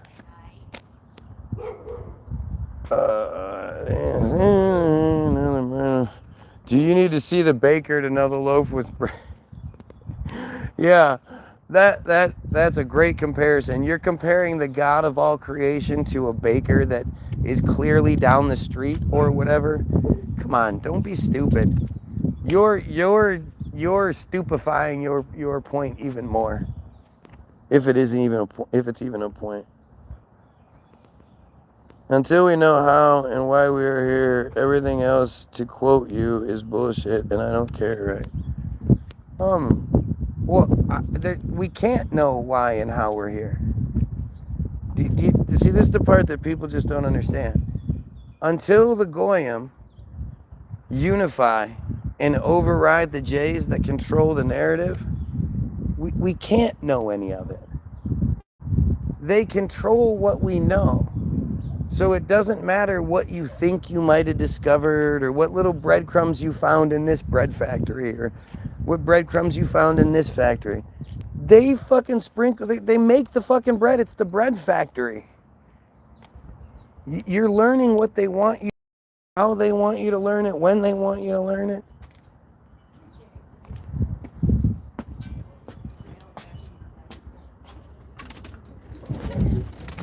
I mean, the concept of evidence is it's just a perception thing. And what you consider evidence is not,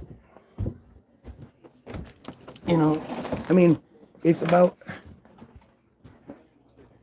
the difference between us, most of us, is most of you are focused on what? They have you focused on one or more what's, this happening or that happening. I'm much more concerned with how we think, because how we think controls what we think. And so when you already accept that there's a Jesus, you ignore a lot more than you would otherwise. Dr. Judy Wood really puts it in perspective when it comes to 9/11. She calls herself a architect.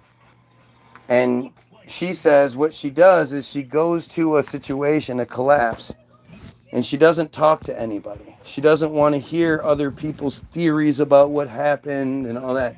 And she did this with 9/11 too. But she doesn't want to hear other people's opinions on what happened. She wants to let the collapse tell her what happened and sort of work backwards from there. Because if you go into it assuming that it was explosions, well, then you're going to find what you need to find for explosions. If you go into it assuming it's whatever, you're going to find what you need to find. You're going to ignore things you wouldn't, that don't fit your theory. And you should do that with everything. Well, it's really not liking my feed today. Look at this. I'm like all over the place.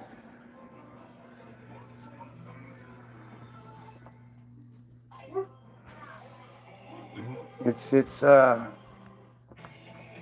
pretty shocking. It's how they control us.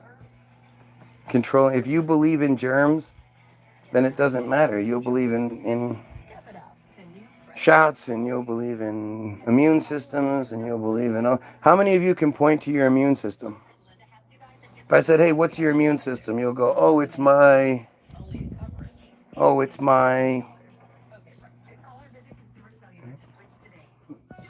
And you think that it's like common sense that there are these super intelligent, invisible creatures constantly trying to invade your body. But you don't realize, like, that's just one of those things that's supposedly been in existence since the 1880s, like so many other things. Prior to the 1880s, everyone everywhere forever, according to the narratives we're given, believed in something called miasma, which translates to bad air. So you got sick from the environment around you, not from, little green invasion germs that are invisible. I don't even understand what the hell some of these people are talking about. Everything comes down to the J's. Yep, it does. based on research, based on the inability for anyone to ever prove me wrong, especially not any of these dumb clowns in the comments. Anyway, maybe I'll come back, maybe I won't. I don't like this feed tripping like this, so appreciate everybody coming here. Go watch Hollywoodism. Go get your free download, www.bilderberg.group.com, and then go check out the video. There's a link to the music video in there too, so go check shit out. Go get shit for free, but definitely go watch Hollywoodism. It explains everything. Have a great day, and you pedophiles, kill yourself.